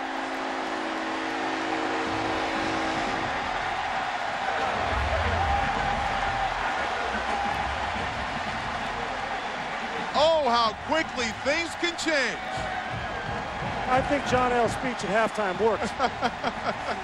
That's called responding, and that's why they're a top 20 team right now, Mark. They know how to respond. We talked about offense. We talked about the defense trying to come up big to turn this game around, but it's been now the 3rd phase of football, the special teams. It comes up big.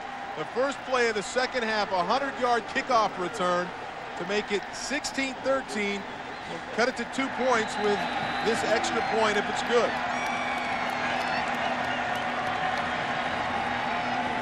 Nate Smith, the junior.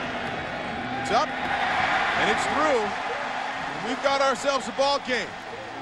Cardinals now down by 2, 14-16 over the Cats. It's Louisville's first 100-yard kickoff return since 1968. And Mark, you want a guy who hits it north and south on special teams. Sees the hole, no wasted motion. Great block, nice job. Nobody's touching him. To the house, a little over 100 yards. What a great job of not wasting the space that he's given. Have a look-see now, get down the sidelines, get themselves some good blocks. That's just flat-out speed, but that is smart, getting north and south and not dancing around on a special teams play. Great way for Louisville to start the second half. There have been 3 100-yard kickoff returns in school history prior to this. The last one by Mike Blakely versus Drake back in November of 1968. And Guy Morris now somehow has to get his football team back in this game. This is the last thing he wanted to see. Well, you're not kidding. You got a good thing going. But now momentum definitely switched. We saw the touchdown by Louisville at the end of the first half on great play by Ragone. And now we see special teams. Like I said, great teams know how to respond. And there you see you've outscored opponents, Mark. You talk about people who can make great adjustments at halftime, Sean. And you and I have been in enough locker rooms in the halftimes of football games that the good ones can find ways to adjust and get their football teams back on track. And that was a quick adjustment, too. That was also Clark's first career touchdown in college. That's one he'll remember, a 100-yard kickoff return. And this one taken on the goal line by Abney. Kentucky, a right return. He's got some room. Finally turns it back inside. Several Cardinal players in on the stop. 30 yards on the return.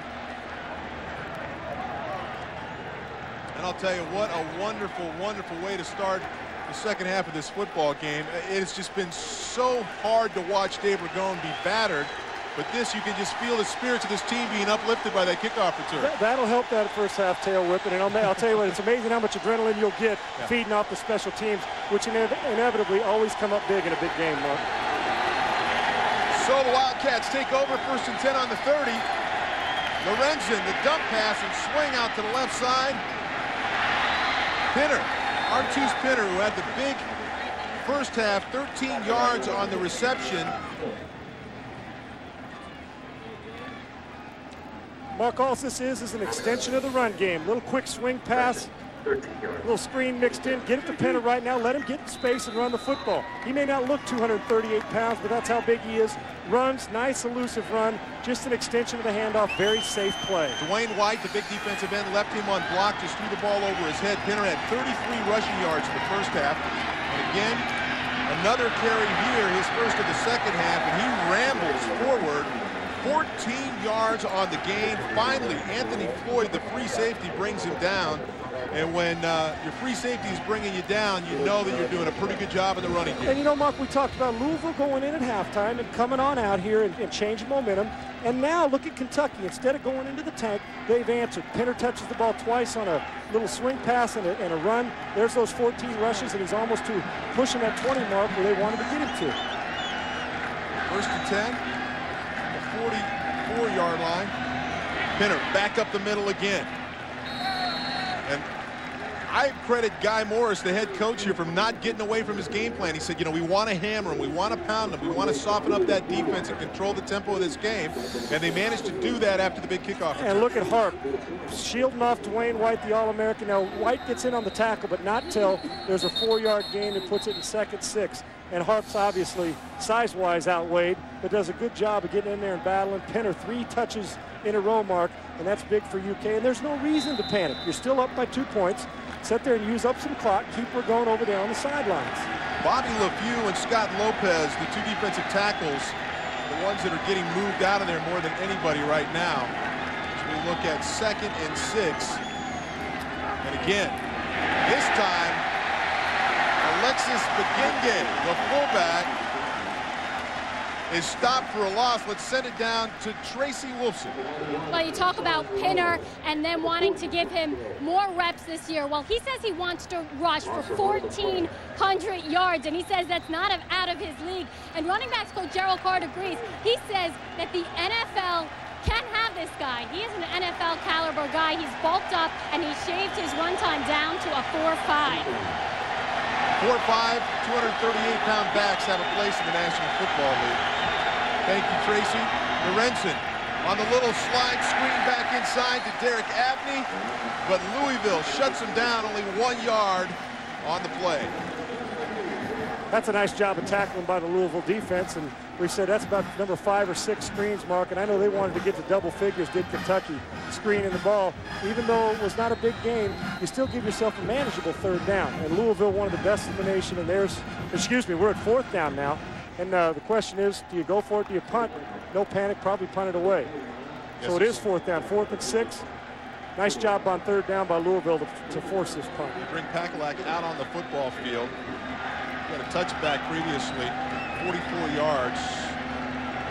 He's averaged 41-2 on the nights. And we have a flag, obviously a delay of game call. Prior to the snap, delay of game, offense. 5-yard penalty in the previous spot. Go 4th down. And you folks at home, this punter has got such a strong leg. They've done that twice now. They want to move him back so he doesn't have to just pooch it, so he can get his foot into this thing. So on the Ray Guy watch list, the number 3 punter in the NCAA coming into the season, and he hits a high one. It's out of bounds around the 10-yard line. They're going to spot it at about the 9-yard line, and that's where Louisville is going to take over possession. 36 yards on the punt, and Dave Ragone, who just got hammered in the first half, will go back out and see what he can do in the second half. Yeah, Mark, and you see these, and we don't see any sacks right here in this video. We see a lot of hits. Now, I know he's been sacked a couple times, but these start to take their toll, because what happens is you start to feel like you got to get the ball out quicker, right, which disrupts timing. You feel like, oh my gosh, I got to make something happen, and it causes problems. The hits take their toll, and even though you're an All-American quarterback, it can hurt you. Not surprising they come out in too tight formation and run the football early in this one. Lionel Gates gets the carry. And again, it's not for a yard. It's not surprising that they come out in too tight to try to run the football. But even if they're going to pass it, that's a good formation because you can give some help now to that offensive line. And you can pass out of it. You give your guys really another offensive lineman with a tight end that can protect. And Ragone has been knocked to the ground 13 times in this game. That's too many in a full game. But you know what? He's also been hit a bunch more times. So they can't take their toll. But he is a battler. The wide receivers have not done a great job of getting open against man coverage. Kentucky lines up again in man coverage. Ragone has to hold, waits, the post corner. The flag is thrown. We might have a holding call, but we do have a catch. Dante Spielman, the junior college transfer, comes up with a catch out about the 31-yard line. Mark, thing of beauty. I know we're going to get to this flag here, and let the referee make his call. We'll get a chance to talk about this. We suspect that we're going to get a holding call on Kentucky, but let's see. Holding on a line to take the results of the play. First down. Again, this is the second time now they've gotten Kentucky corners on the post corner move, Sean. And they're going to come and sell it, Mark, and then get back to the corner. Sell it, now get back to the corner. But look at the nice height on the ball that gives him a chance to adjust to it. Put a little air under it. Let your guy run to it. Beautiful route, but also a nice pitch and catch. That ball was out of his hand way before Spielman came out of the routes. So it's now 3 wide receivers right, shotgun formation. Under pressure again, he rolls out, gets rid of the ball, but we have a flag. And it's in the area of a holding call on an offensive lineman. And that's exactly what we have, early indications. From Jim LaPatina, the head official here, head referee of a Big Ten officiating crew.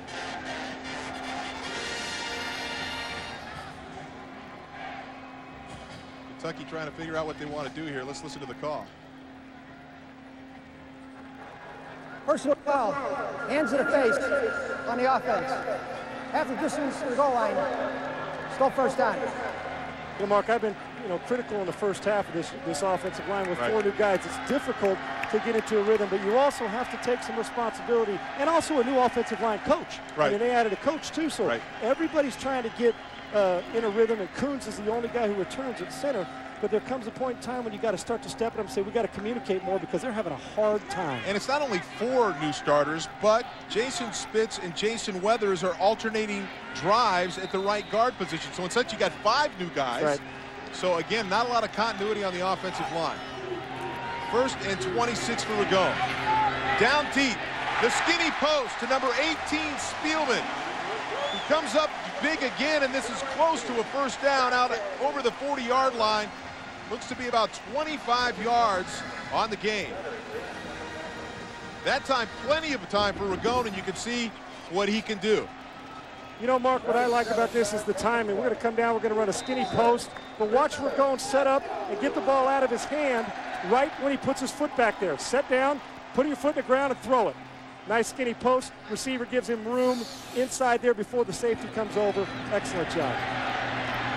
Lionel Gates with the carry on 1st and 10. He doesn't pick up much. No gain on the play. And again, one of the things that will help Ragone and help this offensive line is start winning on first down. We've seen them in a lot of 2nd and longs, 3rd and 20s. You know, you do that over and over again, you're not going to win football. Yeah, you can put an all-pro offensive line in there, and when you're in 3rd and long, we don't have a lot of plays in the playbook, and it's very difficult to block more guys than there is. 2nd down and 10. The Cardinals trailing by 2. Hard count by Ragone. Sweep action. Lionel Gates picks his way for about 5 or 6. That was a better job on the left side of the line, Mark, saying, you know, it's time. We've been pushed back all the time in the run and the pass. Give ourselves some separation. You saw Gates, who's obviously their best running back in the open field. Get out there and move it. Get yourself a 3rd down, and what do we got here, about 5 yards, 4 yards? 3rd and 5. 3rd and 5. Morris Lane on the stop. Good job that time of the pulling guard, Antoine Sims, number 64. They are 2 of 9 on 3rd down conversions tonight, the Cardinals are. Ragone bobbles the shotgun snap. Can't find anybody. Scrambling, looking for the first down. Picks his way through and battles his way like a linebacker over the 45 and down to the 44-yard line. First down, Cardinals. If you don't know anything about football and you just tuned in to watch and you're watching Ragone and you've seen him in this game, you don't even know anything about how tough this is because you're watching him, one of the tougher guys you'll see. Low snap again, it's happened 3 or 4 times. Stays with it. His head is up the field. When he finally decides to commit to the run, Mark, he does. Big body like that, people bouncing off. It's a tremendous performance, a gutty performance. We tuned in, and most people around the country probably did, to see him throw the ball. He hasn't been able to do that, but he's found a way to move this football team. 1st and 10. Over the middle, errant throw, interception.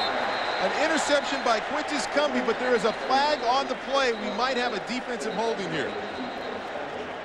That one got away from Ragone a little bit, but I think you're right, Mark. Holding, I think they got a little hold. Yep, grabbing Ronnie Gent, the tight end, over the middle. It's hard to believe that Ragone would throw a ball in an area like that where you don't see a receiver at all unless he was drugged down by a defender. Holding on the defense. Holding eligible receiver. 10-yard penalty from the previous spot. Automatic. First down. Well, you wonder whether or not, when you see that, whether it's catchable. But there we go, right here. You see the jersey being grabbed right there, Mark? Yep. That's Ronnie Riley, the inside linebacker on Gent. There you see it.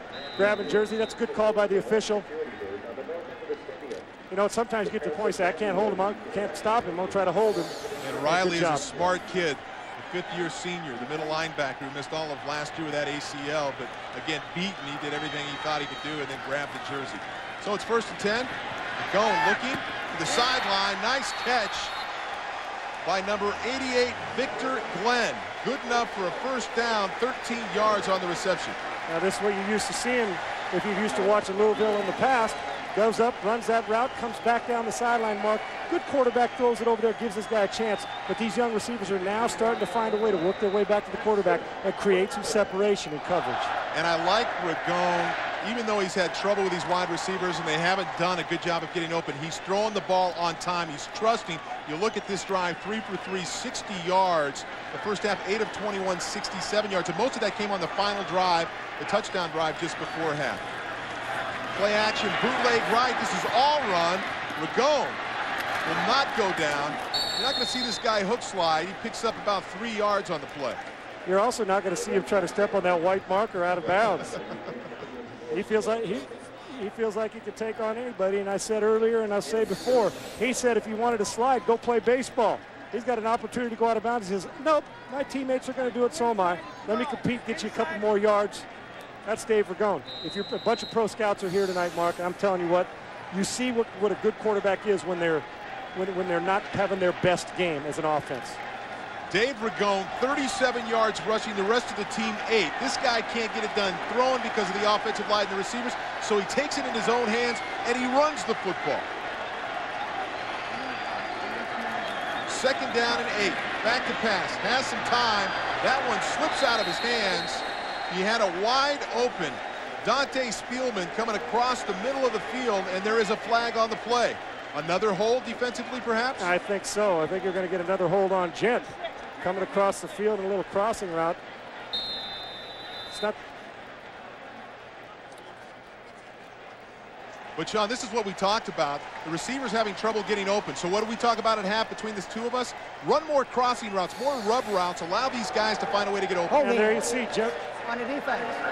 Half the distance to the goal line. Automatic. First down. You saw right there in your picture, Gent running, been held twice. Haydick with the hold. You know, you get beat inside, and everybody's concerned on defense about Gent because he's been such a good receiver for this team, playing it at the tight end. It wasn't a catchable pass, but they held him earlier than the pass was released. The tight end production fell off a little bit last year. He caught 34 balls for 330 yards, but they wanted to get a lot more out of the tight end position. They've done that in years past, and he's going to be a bigger part of this offense. That's Vincent Burns, number 98, the right defensive end of the Wildcats, who's being attended to right now on the field. A couple holding penalties, couple big plays by Ragone. A return right coming out of the locker room at halftime. And Louisville looks a little bit more like the Louisville we expected to see, even though they're still having trouble throwing it. All right, while they're tending to the player, we'll take a break. Back after this. Trail 14-16 over the Wildcats, but they're on the move. On the 10-yard line, 1st and goal. Ragone hands the ball off to number 28, T.J. Patterson, who picks up a couple.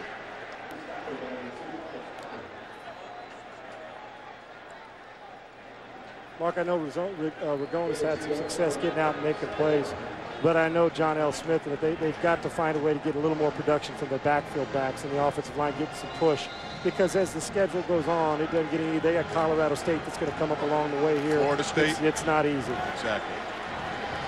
And again, you don't mind him getting out of the pocket by design, but when he's got to run for his life, that's a different matter. 2nd and goal now.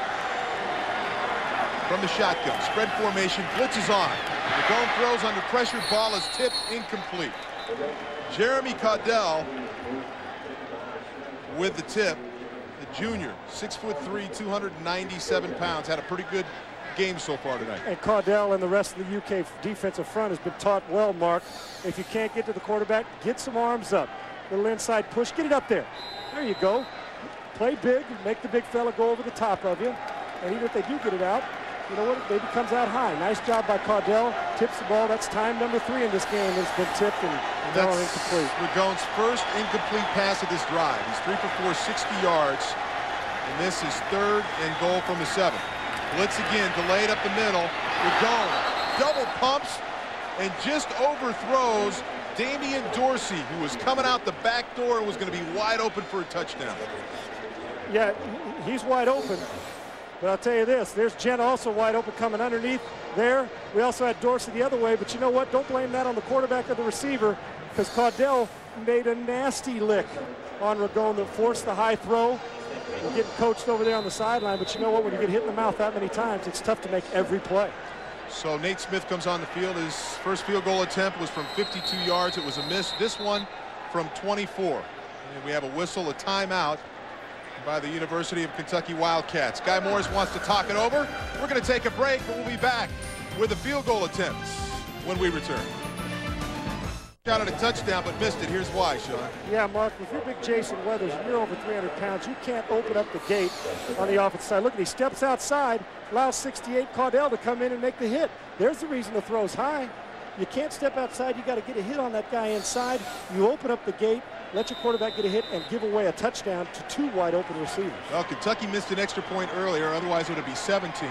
This, for the lead, it'll be their first lead of the night if it's good. Nate Smith from 24 yards. It's up, and it's good. And Louisville takes their first lead of the evening, 17-16 over the Cats from Papa John Stadium. We'll take a break, be back with more action right after this. Entertaining the crowd as the Cardinals have found their way back on top by a point, 17-16 over the University of Kentucky. So after a 12-play, 84-yard drive that took 5 minutes and 38 seconds to put the Cardinals back on top, Wade Tichlaka will kick off. Taken on about the 6-yard line by Arliss Beach, true freshman running back who weaves his way back through the traffic and finally is brought down about the 40-yard line. Just a reminder, tomorrow, quarterback Gino Gaduli and the Cincinnati Bearcats open their Conference USA schedule as they host Adrian Medis and the TCU Horned Frogs. College football on ESPN tomorrow at 4:30 Eastern Time. For more information, you can log on to ESPN.com. Mark, you want to see a good tall quarterback? That Gino Gaduli's pretty good too. Tune in to watch him tomorrow. That'll be fun. Seems like we're saying big quarterbacks on every team in Division I, isn't it? Yeah, they're big, but I'll tell you what, Jared Lorenzen brings a whole new definition of big. Offside. Defense. 5-yard penalty. Still first down. Mark, I'm very rarely feel dwarfed by a guy. I know I'm taller than him. I was down there talking to him during warm-ups. He's big, man. Oh, he's big. I mean, 6'4". He's not any taller than you or I, but 8 for 14 in the first half. But again, pushing 300 pounds. He could be the biggest quarterback ever to play at this level in college football. It was Laurel and Hardy when I was standing next to him, buddy.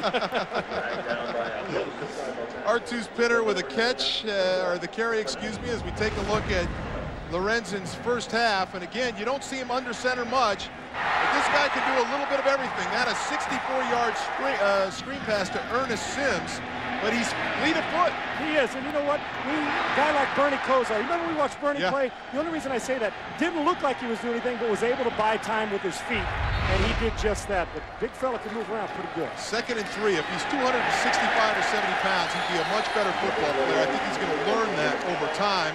Pinner again with a carry. Stopped by Rod Day, the inside linebacker, number 40, a junior, who is one of the, in fact, the only replacement on that Louisville defense from a year ago. Which is one of the best in America. Mark, you mentioned about Pinner getting to that 25 carry point and 20 to 25, 30 touches.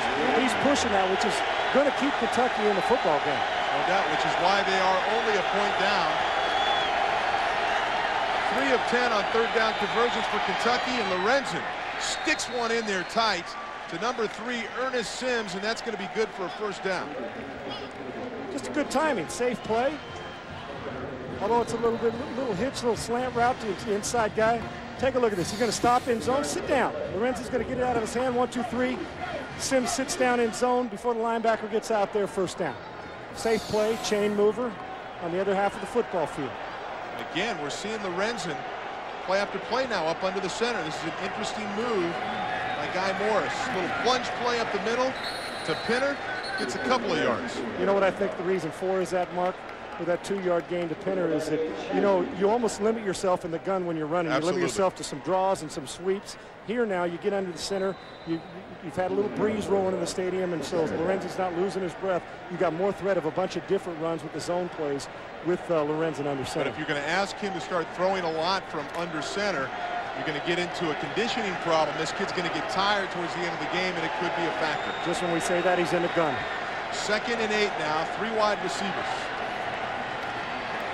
Plenty of time drives one down to Derek Abney. Abney, the junior, 5'10", 175, the best route runner. 11 yards on the catch, and Abney ranks 7th all-time in receptions for the University of Kentucky. I love this dude. When he walks in, Mark, there he is, the junior wide receiver. He walks into our meeting, and I feel like I'm looking at a kid who would bag your groceries. Exactly. But he's fast, he's competitive, and he was so excited on Friday to play in this football game. I'll tell you what, he is passionate about the game, and especially about this rivalry. Out of the shotgun, Lorenzen changes to protection. Louisville showing some blitz now. The defensive backs backing away. Plenty of room, steps up, under pressure, wide open. The completion to number 82, Chris Bernard, the junior college transfer. Second-team All-America from Saddlebrook College, 17 yards on the catch. And you know what? Lorenzen does another good job of buying time. He's got a great feel for the line of scrimmage. Here's a nice little pitch sitting out there. Look at the job by the receiver not to run inside to coverage, Mark. Against zone, stays out there, stays away from trouble. But look at Lorenzen. Step up there, buy time. Going to get a hit. Still got plenty of zip. Knew where the line of scrimmage was. That's a nice play by the big fella. 1st and 10, UK threatening now on the 17-yard line. The big fella back under the center. Pinner gets the ball. Bounces it to the right side.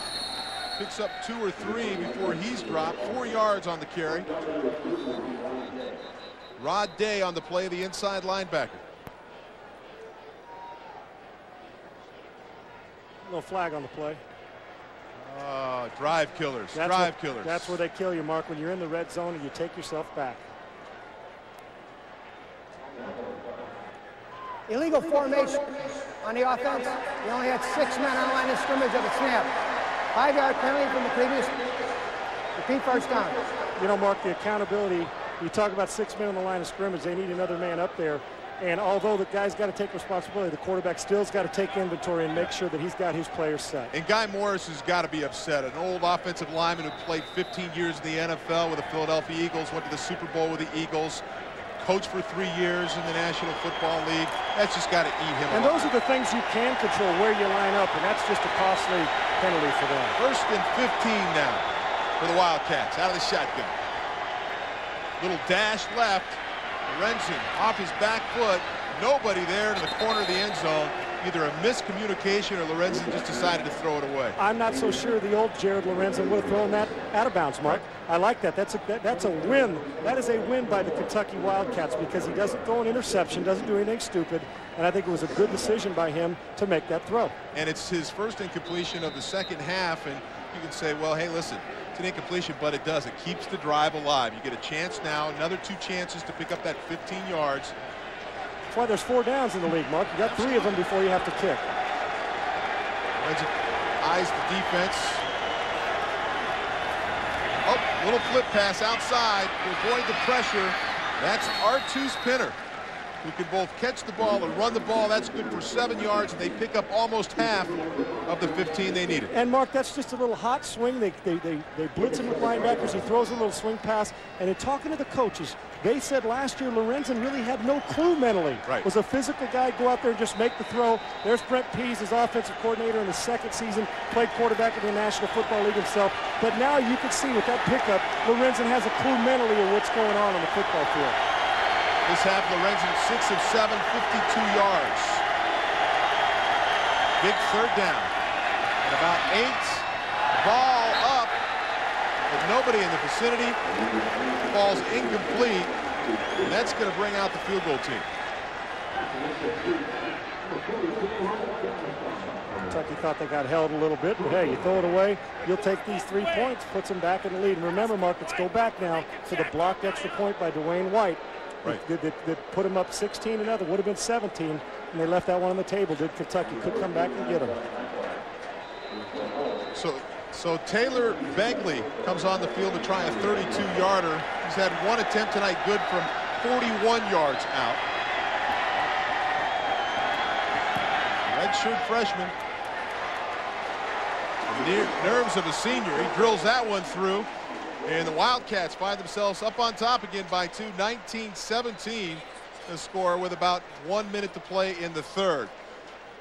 We talk about Dave Ragone, but I'll tell you what, the University of Louisville has produced some pretty good players, including offensive lineman Joe Jacoby, a former Cardinal, played with those great Redskins teams, and boy, did he come around on that counter tray play. And that's a 300-pounder getting around a big guy who can run, was a big part of the Redskins Hogs, the big Hogs up there winning Super Bowls.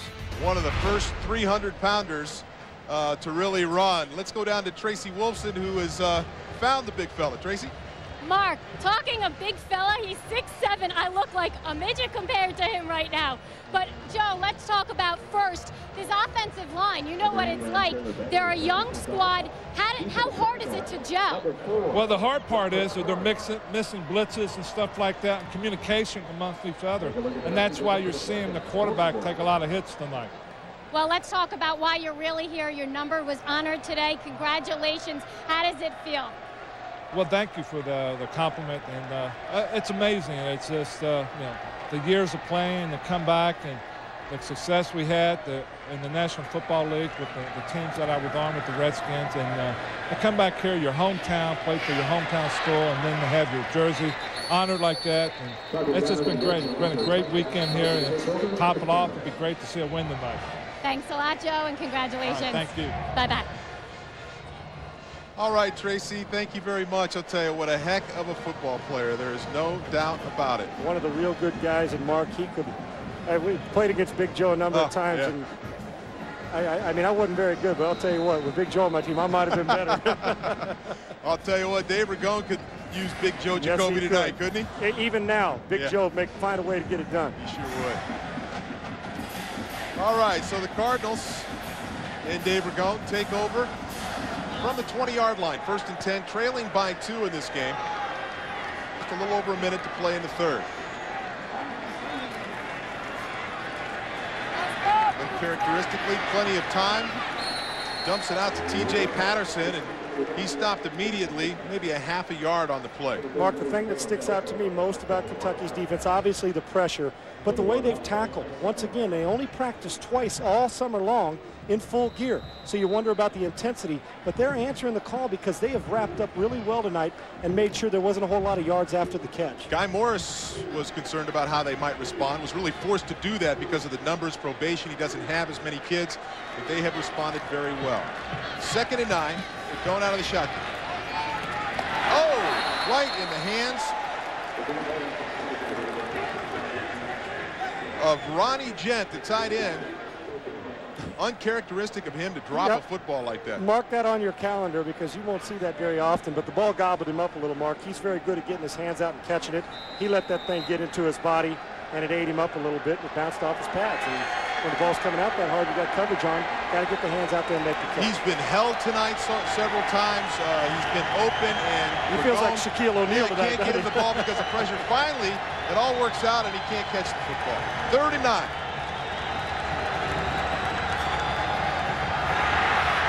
Ragone untroubled, bobbles a snap, somehow escapes, picks up the 1st down, and he is out to about the 36-yard line. 16 yards on the broken play. This guy just doesn't give up. You know what? This is a good gun snap, but he just drops it. We'll watch him continue to play. Had his eyes up the field. That's why he dropped the ball, but he found a way to make it happen. I don't know how you describe the guy anymore than that. The guy's incredible. Continues to battle. He's made something out of nothing happen a lot. He dropped the ball, and it was his fault, but he makes something happen. The guy's incredible. Well, we're going to take a break as we end the 3rd quarter, but we're back with more action. Kentucky leading 19-17 over Louisville. Papa John Stadium, the Cardinals trailing Kentucky Wildcats 17-19 as we start the 4th and final quarter. 1st and 10 from the shotgun. 3 receivers set left. Ragone down the middle, wide open. Great play by number 2, the free safety, Quintus Cumbie. Breaks up a potential touchdown. The intended receiver, Damian Dorsey.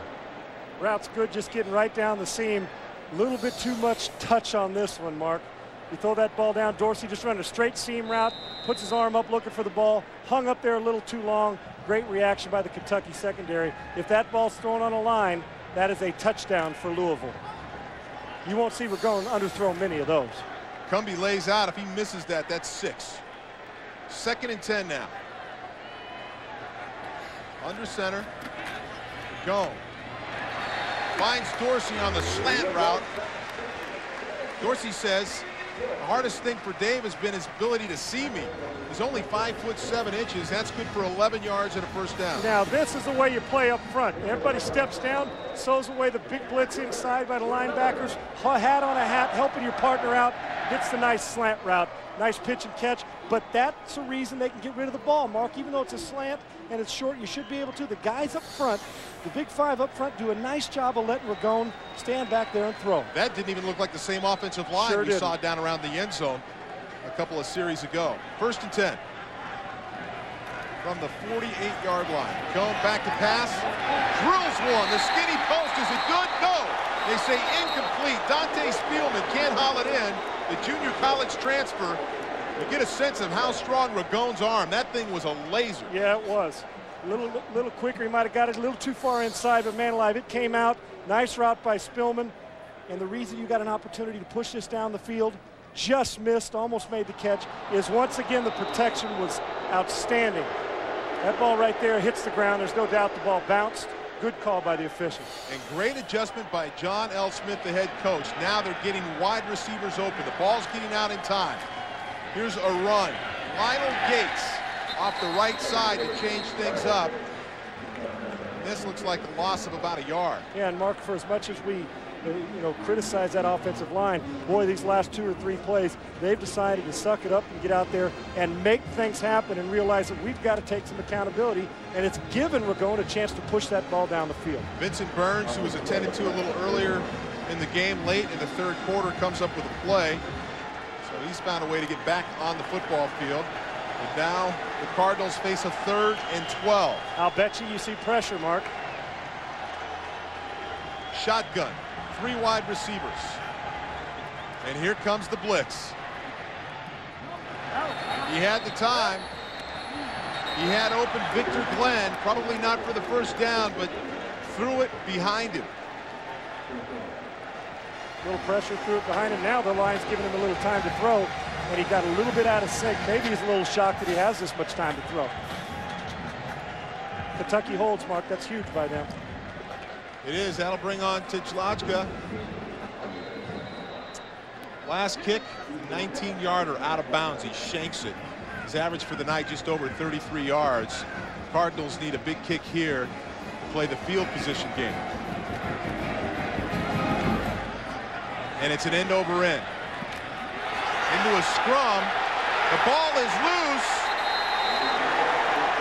No decision yet by an official. Louisville says they have it. Official looking for some help. And I don't see a flag. There's that 2-yard halo, Mark. I don't see a flag, and it looked like they might have gotten that 2-yard halo. I still don't see a call either. The halo is the space around the receiver. He's got to have enough room to make the catch without being impeded. Now, it was his own team that seemed to be infringing on that 2-yard halo, Sean. And remember, that's a judgment call by those guys down there on the field. And he let his 2 guys that are back there protecting get a little bit too close. And we still don't know who recovered the fumble. We got some officials making the call, and there has not been a flag thrown. So they're not talking penalty. I think they're talking recovery. J.L. Smith wants to get involved in the conversation. And again, not a particularly good kick, but it was end over end, kind of a knuckleball. Tijlachka has not done well tonight in punting the football. That one was only 31 yards. But you can see right here, his own player trying to get out of the way, and that ball is loose. Yeah, and it is loose. There's no question about it, Mark. And those 2 players, you got to have the discipline to know that you've got to give your guy room to catch the football. They got too far back into his face, made it almost impossible for Abney to make the catch. The backup tight end, Richard Owens, recovered the fumble. The ball did not hit the receivers. Kentucky's ball. First down. So the ruling is that the punt never touched a Kentucky player before the Cardinals recovered it. As we take another look, I don't know if we'll see it from this angle. Tell you what, if it didn't touch him. Wow. They got away with it. That's a lot of bodies for it not to touch anything. Here's another look from a different angle. Yes, it does. It touches number 35, Travis Atwell. They got away with the ball one. touches Travis Atwell before it is recovered by the Cardinals. Unfortunately, as we see flags fly here, there isn't a review play. This is not the National Football League. Ball start. Offense. 5-yard penalty. Go first down. And Mark, in talking about that, the one that hit, and hopefully we'll get a chance to see it again, is that when there's 4 bodies around it, normally if the ball is not hit, it takes a bounce and goes everywhere. Right. The ball would stop dead, almost like a Bellata golf ball, and we saw the replay, hits him right in the belly. Take a look now at number 36. It's going to hit him on the left side of your screen. 30, yeah. It's going to hit him right in the belly. Comes up. Another angle you could see it from, but hit him in the belly blatantly. That was a fumble. Kentucky got away with one there. Big Ten officials in the game. They've done a good job most of the game, Mark. Jim Lapatina and his staff.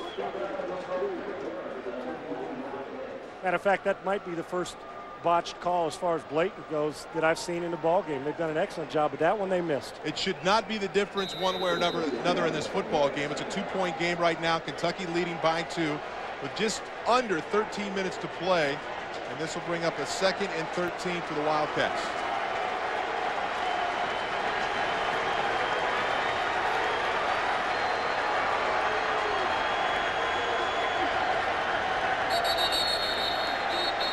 Whistles.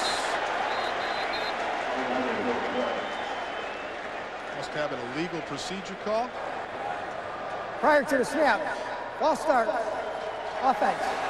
5-yard penalty. 2nd down.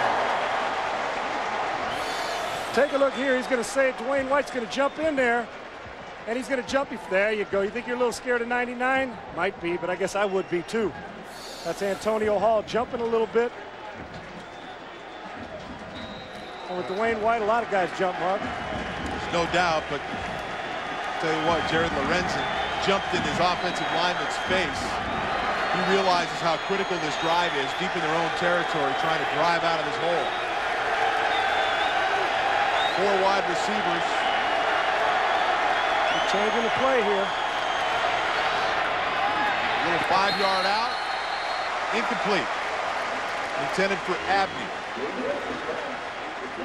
Lorenzen trying to communicate, telling those guys up front. You saw him checking around, trying to direct traffic, and like we said earlier, a year ago, mentally they said he had no clue. Right. And so he's a little bit more in charge and understands how important the mental side is at that position. He told us when we sat down with him in the production meeting, he says, you guys drop anything you want to on the board. He says, I can tell you what it is, I can tell you how to break it down, how to protect it, how to throw it against.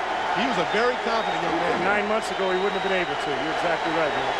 3rd and 18. 4 for 13 third down conversions for the Cats in this ball game.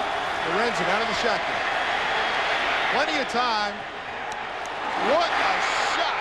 Finds a way to squeeze it into Tommy Cook down the right sideline. That's good for 32 yards, and that was close to being 6 the other way. They said one thing about Tommy Cook, he catches everything. The key to the protection is, look at the top of your screen. You're getting a double by the guard and the tackle. Dwayne White gets nowhere close. Nice big pocket for Lorenzen. Steps up, throws a laser shot, and that's a long throw in college football. Clear across the field. Nice job by Cook to use his body to shield the corner. Gets himself a chance. Big, big first down. So a new set of downs at the 46. High formation. And again, back working the running game. R2 Spinner. Number 20 picks up 3 yards. And Mark, the reason why that's bigger, this Louisville defense the last 2 years has been as dominant as any in NCAA. They're in the top 3 or 4 in almost every category in pass coverage. And right there in scoring defense and interceptions and takeaways. But that big 3rd down play can be a backbreaker. And what a nice pitch and catch by Lorenzen and Cook. That was a long, long comeback throw. Spent a long time in the air and was close to being an interception, but again, a huge 3rd down conversion. 2nd and 7. Play action. Lorenzen finds his receivers covered, pulls it down, and just goes to the ground. Swarmed by the Louisville defense. And there's the difference between Lorenzen and Ragone. Ragone gives himself a little more time, gets to the sideline, cuts it back in. But Jared just doesn't have that straight-ahead speed that allows him to get to the sideline. Marcus Jones, Bobby LeFew in on the stop. And Lorenzen has enough agility to make people miss, make that initial guy miss, but he doesn't have enough to outrun people. Yeah, that's the difference. He's not going to beat me and you in the 40, but I'll tell you what, there you see the pressure. Both these guys under pressure. Lorenzen less than Ragone, but both of them have been knocked down. And Lorenzen, you see 9 times. Ragone's been in double-figure knockdowns. 4 sacks for the Louisville defense, 3rd and 10. Under pressure, back across the middle of the field. But no, Abney says he caught it. The official says no, incomplete. What a throw. Lorenzen going to his left, stopping, throwing back across the field, which we have been taught all our lives don't ever do. Don't do it. It's one of those. Almost got it in. Yeah, it's one of those. Don't throw. Oh, nice throw. Nice throw. Oh, to be young and have a strong arm. A little bit of a wobbler, gets there. From that angle, can't tell if he got his arm under it. Abney was adamant about the fact that he did, but guess what? Refs say no, they're going to punt. 10 minutes to go in this game. Glenn Pakalak. Glenn Pakalak is back. His last punt, 32 yards. This one, a good one, down to, oh, it's fumbled. The ball is fumbled. Anthony Floyd could not hold on to it.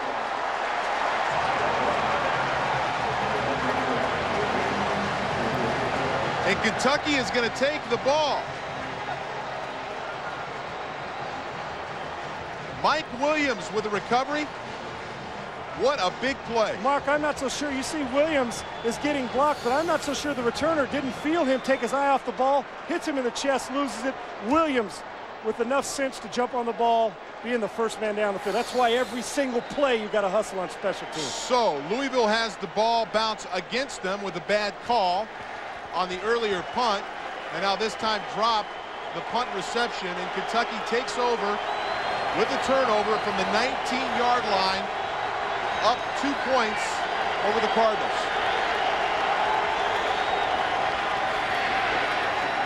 Pinner, every time they get the ball, every time they have a big conversion and they move the chains, they turn and hand the ball to R2's Pinner. And they expect him to do this all season long, Mark, and with 238 pounds of bulk and some quick, shifty moves, I think he can carry it. He's shown us why he believes and has said that he's going to be a big-time runner and pushing that, as Tracy said earlier, thinks he can get to 1,400 yards this year. In a tough SEC conference, too. Picks up a yard on that. 2nd and 9. Power eye, slot left. Louisville crowding the line of scrimmage. 8 people in the box. Lorenzen back to the flats. Incomplete. Mark, can't make that throw. That was dangerous. Good thing for a strong arm. Great coverage, but he had him undercut. And I know Lorenzen's trying to be safe, but you got to read it out honestly. A lot of times quarterbacks come and premeditate it and throw where they want to at the line of scrimmage without reading it out. But that's a dangerous, dangerous throw. Mike Campay is the intended receiver. Lorenzen 13 of 23 for 195 yards and a touchdown, but he's been sacked 4 times. And this is where he's had problems late in football games when he gets tired because of his weight, when the mechanics start to fall apart a little bit and he makes bad decisions. At least that has been his MO in the past. And you know how it goes, Mark, that when you're physically tired, you become a mental coward at times. We all do. The key is to be able to overcome that and try to. He says he's in the best shape of his life, so maybe that conditioning will pay off for him. But this team's also been criticized, has Kentucky, of being a team that cannot close in the 4th quarter. They've had chances last year, had a chance against Tennessee to win football games, and they have not been able to close. And they got a chance now against the 7th or 18th ranked Louisville in somebody else's house to put a game, at least put it close to putting it away and giving them some trouble. So they start the play clock, and it's 3rd and 9. Guy Morris and Lorenzen talk it over. Lorenzen lines up in the shotgun. Flushed out of the pocket, on the run to the left. Throws it in the back of the end zone, incomplete. That is a smart football play. I know it's 3rd down. People say we want points, but he throws it away, throws it up there. If somebody gets lucky and catches it, but you keep your team in field goal range. Now if they make this, it's going to take a touchdown. You got to like this. He set some pressure. Wonderful decision by Lorenzen. Don't criticize at home. Good job. Realizes I'm not taking a sack. He would have made it a 48-yard field goal. Instead, I'm going to give my field goal kicker a better chance because now the difference in a touchdown and a field goal. So that brings on Taylor Begley. He's been good from 41 and 32. This one is from 34 yards out to put the Wildcats up by 5. It's up, and it's no good. Wide right.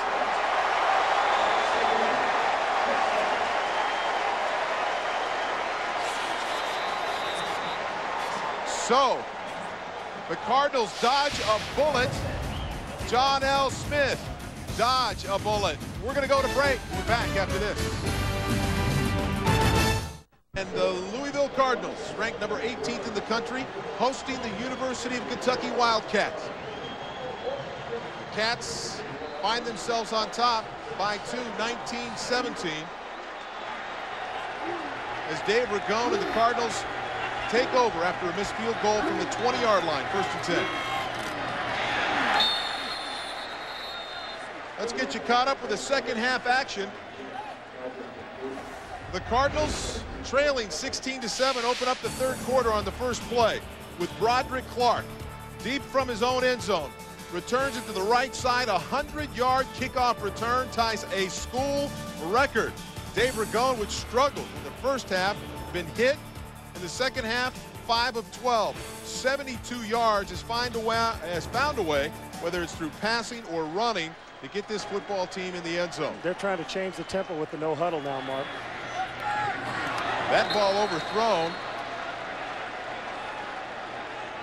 And that's going to bring up a 3rd and 10. Mark, I'm sorry, Sean. They dodged the bullet again with a missed field goal. They have an opportunity here. They don't want to go 3 and out. Right, and they're going with no huddle. It's not one of those quick no huddles or hurry ups. They're just trying to change the substitution situation.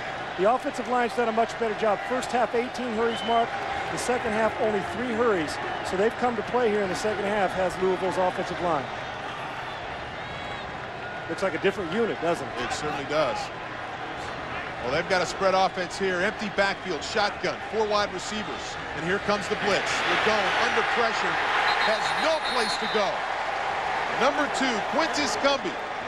The free safety, right up the middle, unblocked, unaccounted for in the blocking scheme. You know, sometimes, Mark, sometimes on a blitz, you kind of time it if you're a defensive guy and hope you hit it without going off sides. And he does an awesome job. Look at this. They're coming through here, coming through here, coming here. Watch Cumbie here coming through. Boop! Nobody touches him. That's on the quarterback, but Dave had no chance to even set his feet. Great timing by the blitzer. Sack. We're going to have a change of possession here. So Louisville will now have to kick. Wade Tidlachka. Last kick, a 31-yarder, no return. Remember, you had that fumble. And this one almost blocked. In fact, they might have gotten a piece of it. It spirals out of bounds at about the 37, 38-yard line. 29 yards on the punt before it goes out of bounds, and he has not been reliable. Deion Holtz, number 64, the redshirt freshman, gets the hand on the ball as we take another look. Take a look at this freshman getting blocked also, Mark, right here down the middle. Getting blocked. But look at that. He uses the one free arm to get it up. Once again, Kentucky's done a great job of using their arms. Look how long it takes him to get this ball off. You're kicking from your own end zone. That ball has got to be gone. Yep. Holtz didn't allow himself to be blocked. Great effort.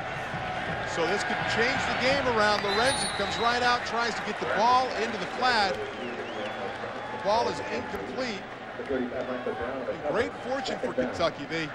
They get the kick run back on them on the opening play of the second half, but they've dodged some bullets here and still find themselves with a 2-point lead, 19-17. Okay, Mark, the fourth quarter's been no good to Lorenzen in most of his career. 12-20 you see in the first 3 quarters. Only 1 completion out of 6 attempts here coming down the stretch of the fourth quarter. Again, it's his mechanics. If you watch it, mechanics break down. It's timing. He says he doesn't, but you can see it. When you're carrying 300 pounds, it ain't easy. No, it's not easy. There's no question about it. If you're just joining us, we're here in Derby City, Papa John Stadium. Kentucky versus number 18 Louisville. And right now, Louisville looks to be shocked.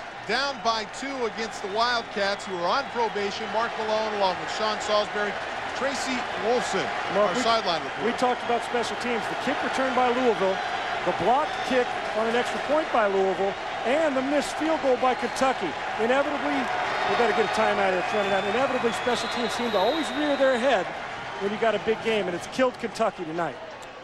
All right, while Lorenzen takes a timeout and discusses it on the sideline, we're going to take a little break, but back with more action right after this. Berry, as the Wildcats find themselves up by 2, 19-17 over Louisville, and this is a very critical third down play, Sean. There's no question about it.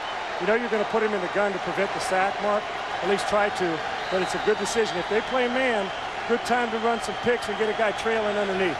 Well, this is 3rd and short. It's 5 yards or less. They're 2 of 4 in these situations. Sims in the slot's got man coverage. Lorenzen is going to tuck it and run. Can you bring him down? What a load. It looks like he's going to be short, just over the 30-yard line. Needed to get to the 31 for the first down. Now, Mark, what he's done there, even if they don't get the first down, he's at least made the field goal attemptable, if that makes any sense. You get a chance now in that 46, 47-yard range, but now Morris faces this. You say, I'm trusting my defense. We've played great. Let's go in there. We're up by 2. Let's go in there and try to get this on 4th down. Or do you say, give me that and make them score a touchdown? Well, on the other here's end? the other interesting thing we saw earlier. We saw Lorenzen on a quarterback sneak when it was short yardage going situation. In the red zone. When you got a 300-pound quarterback, it's not a bad option to go ahead and call the sneak and go ahead and get this guy falling forward. And I can assure you the 11 guys on offense and the offensive line say, we got to go for it. We got to go for it. This is one of those things. It almost builds your confidence for the rest of the season, saying this is what we do. They're going to be about a football shy, Mark. And now and I'll tell you what, you've got a freshman kicker who just missed his last field goal attempt. I'm right here, given the fact you're coming off a 2-9 season, you're on probation, you're hoping that your appeal for a bowl ban will come through in November for you. I say you go for it. I do too. You got a big guy, R2 Spinner, and if you want to get the quarterback, do that. You know, you're risking it a 47-yard field goal. I know that a field goal gets you up by a touchdown. I'd love the call.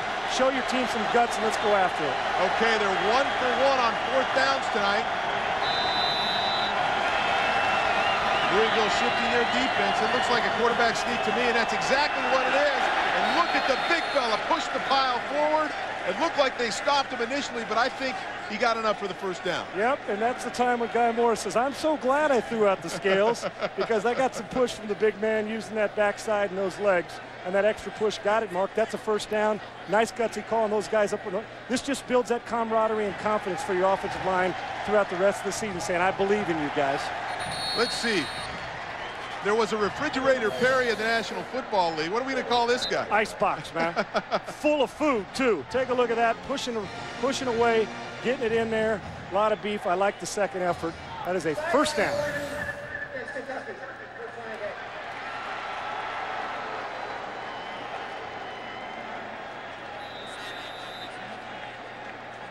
Just a warning there to the Kentucky sideline. No penalty on the play. John L. Smith, the head coach of the Cardinals, looks on, looking for his defense to come up big. Fresh set of downs from the 28-yard line.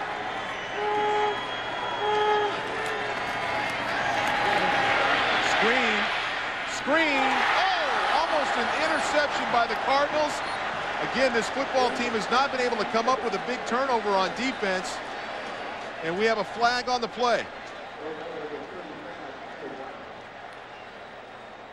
Michael Brown was the man who almost came up with a pick. And that's exactly what the Cardinals needed in this situation. Unsportsmanlike conduct on the Cardinals. This is going to hurt. Play was over. Dead ball. Unsportsmanlike conduct on a defense. This is the goal line. Automatic first down. A little ticky-tack there. Yeah, and aside from the unsportsmanlike conduct call, when you go back to Lorenzen's decisions, we talked about his inability to want to throw the check in or play smart. He's done a good job of it this game. That one could have cost him. Now they got the penalty, it would have been erased. But you got to be careful in throwing balls that you think you can stick in when you can't. But that is a huge penalty. Huge. 5 straight incompletions for Lorenzen, who has had trouble with his stamina in the fourth quarter. Only one of his last 8 balls has he completed. Missed the little dive play up the middle. Worked so well early on. That's Ronald Johnson, number 41, with the carry. There you see offensive coordinator Brent Pease. First thing he's thinking is we must come away with points, Mark. We need it because if we can get a field goal, now they have to score a touchdown. But if we can come away with a touchdown the way our defense has played, I expect Brent Pease to still be a little bit aggressive. You got this. Why not challenge this out here, Mark, when you got man throw a fade route to this kid? Lorenzen instead pitches right to Pinner, who bangs his way up to about the 10-yard line, just short of the 10. That's a quarterback talking, Mark. Yeah, when there's man, I like man. I'll take those chances. I'm looking at the same formation with you, Sean, and I believe the same thing. You got a guy sitting out on the island out there. You got a big-time quarterback with a big-time arm, and a guy like Abney, who led the team in receptions a year ago, who you trust, who you know will make a play for you and won't allow the interception. No doubt. And if you're Brent Pease and there's Coach Guy Morris, and Brent Pease calls the plays, the offensive coordinator, you know what? Don't be too conservative. If you're going to run left and get in the center of the field, but you know what? Don't be afraid to take your chances and be smart about it. 3rd and 7, the pitch. Playing for the field goal, perhaps. Pinner banging away inside the 10, but it's not going to be enough for the first down. This is no-brainer. You have to kick now, Mark. You got to get that 5-point lead to give yourself a chance to hold. Trust your defense. You cannot go for this. You've knocked considerable time off the clock, and the clock continues to tick at 4:44 and counting. And you can bet that Guy Morris is going to take as much time as he possibly can. Kentucky finally taking the time out here, it looks like. And you know, Mark, you think on that last play, I was talking about running to your left to get it in the center, but with the field goal kicker, the left footer must love it on the right hash because of the old draw that goes left to right. They probably wanted him to get it on this hash because that's where he likes to kick from instead of the center of the field. Well, he's 2 for 3. He's good on a 41 and 32, missed the 34. This from 26 yards. And we have a flag. I'll tell you what, you work and work. Still 4th down. The clock is starting to snap. You work and work to get down there. You get a couple of things that go your way. You knock some time off the clock. You get down there where you feel real comfortable for your kicker, and then you allow something stupid like that to happen. No doubt about it. We saw that game Michigan and Washington where the Michigan kicker answered after missing one. Good opportunity for Kentucky to do the same today. Kentucky 11 penalties tonight for 79 yards. This one from 30 yards out, and it's good. 31 officially, the field goal for Taylor Begley. And that puts the Wildcats up 22-17, forcing the Cardinals to have to score a touchdown with a little more than 4 minutes left in the fourth quarter. We're going to take some time here, but we'll come back with the remaining minutes of this football game. Louisville trailing the Wildcats 22-17 in what has been a shocker. Just over 4 minutes left in the fourth quarter. Dave Ragone, the Heisman hopeful, will now try to lead the Cardinals on a game-winning drive. Kentucky kicking off. Back to receive Broderick Clark, who had a 100-yard kickoff return earlier in the game, and he's loose down to the 25-yard line. And send it down to Tracy Wolfson. Yeah, guys, these next 4 minutes are huge for Dave Ragone and his Heisman campaign. This school is hoping that they can come away with a win because they produced 3,000 of these bobbleheads. Look, with the facial hair and all, but only 500 of these are actually going to be sold. So if you can get your hands on one of these and they win this game, it could be worth a lot of money someday. That's right, Tracy. The rest of those bobbleheads went to major media outlets around the country. Ragone has done everything he can possibly do. The offensive line has not been good. The wide receivers have not always gotten open, but they start the drive from the 25, 1st and 10. Under pressure again, escapes out of the pocket, is hit and down at about the 27-yard line, but there looks to be a flag on the play. Any area of holding looks like, Mark. I want to know how you can hold if you're getting hit that much. Well, you think there'd be no pressure if you're getting held, huh? My goodness. It's interesting, Mark. You know, we saw the numbers 13 to 34 on Ragone, but don't be misled. And a lot of times on the offense, 10-yard penalty in the previous spot. Go first down. A lot of times what happens is great quarterbacks find a way to win when their statistics aren't good. You don't care about it. You know, those guys that can go 7 out of 21 and make the play when it matters. Ragone's obviously got that capability. So while Heisman's about statistics, you got to look deeper than that and say what the guy's been dealing with all night and still managing to keep his team in a game. When they needed the touchdown before the end of the half, he was gassed. He found a way to run the ball, get out of trouble, make the pass when he had to, and score. And they need to have him come up big now. Again under pressure, escapes, looks downfield, intercepted. Intercepted, but there's a flag on the play. Irvin Flowers comes up with the ball, but the flag is coming from deep in the secondary, and this could be against Kentucky.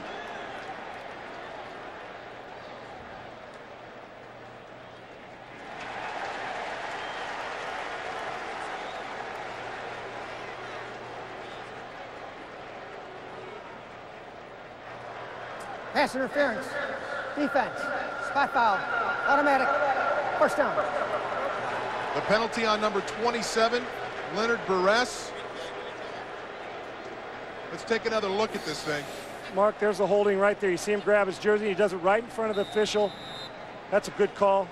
That is a very good call. And the hit Dave Ragone took, he got sandwiched. Take a look at this real quick, Mark. Front and back, boom! You're not supposed to get up from those hits. That's a tough quarterback. He has been Braveheart tonight. Scramble left in the backside, pressure hit as he throws, and Ragone is down. Ball is incomplete. He's slow to get up. Jeremy Cottle with a hit, number 68, who's had a big night from the right defensive tackle spot. And you know, both sides are playing hard, but look at Cottle's effort to the quarterback. He's number 68, and the pressure coming from the backside. But you know what, Mark? Eventually, as an offensive line, and they've done a better job in the second half, 23rd knockdown. He's been to the ground 23 times in the game. There comes a point in time as an offensive lineman, enough's enough, with the sense of pride that says, you know, I can't get my guy killed. And that's 2 plays in a row. I don't know how he's surviving. He's gassed again, number 15. 3:25 left in this game from the shotgun. Under pressure, throws the screen, but the back gets caught up with the lineman in this one. Lionel Gates can't get to the football. And again, that was a poorly conceived play. They read the screen well. There's a ton of confusion here at the top of the field. Take a look. Got a receiver coming inside. Going to muddy the water with the screen. Too many bodies over there. And linemen in the way of the throw. Jerry Plus there was Spencer, Cottle. Yeah, and there was Cottle was on pressure again, Mark. 6 straight incompletions now for Ragone. 3:20 left, 3rd and 10.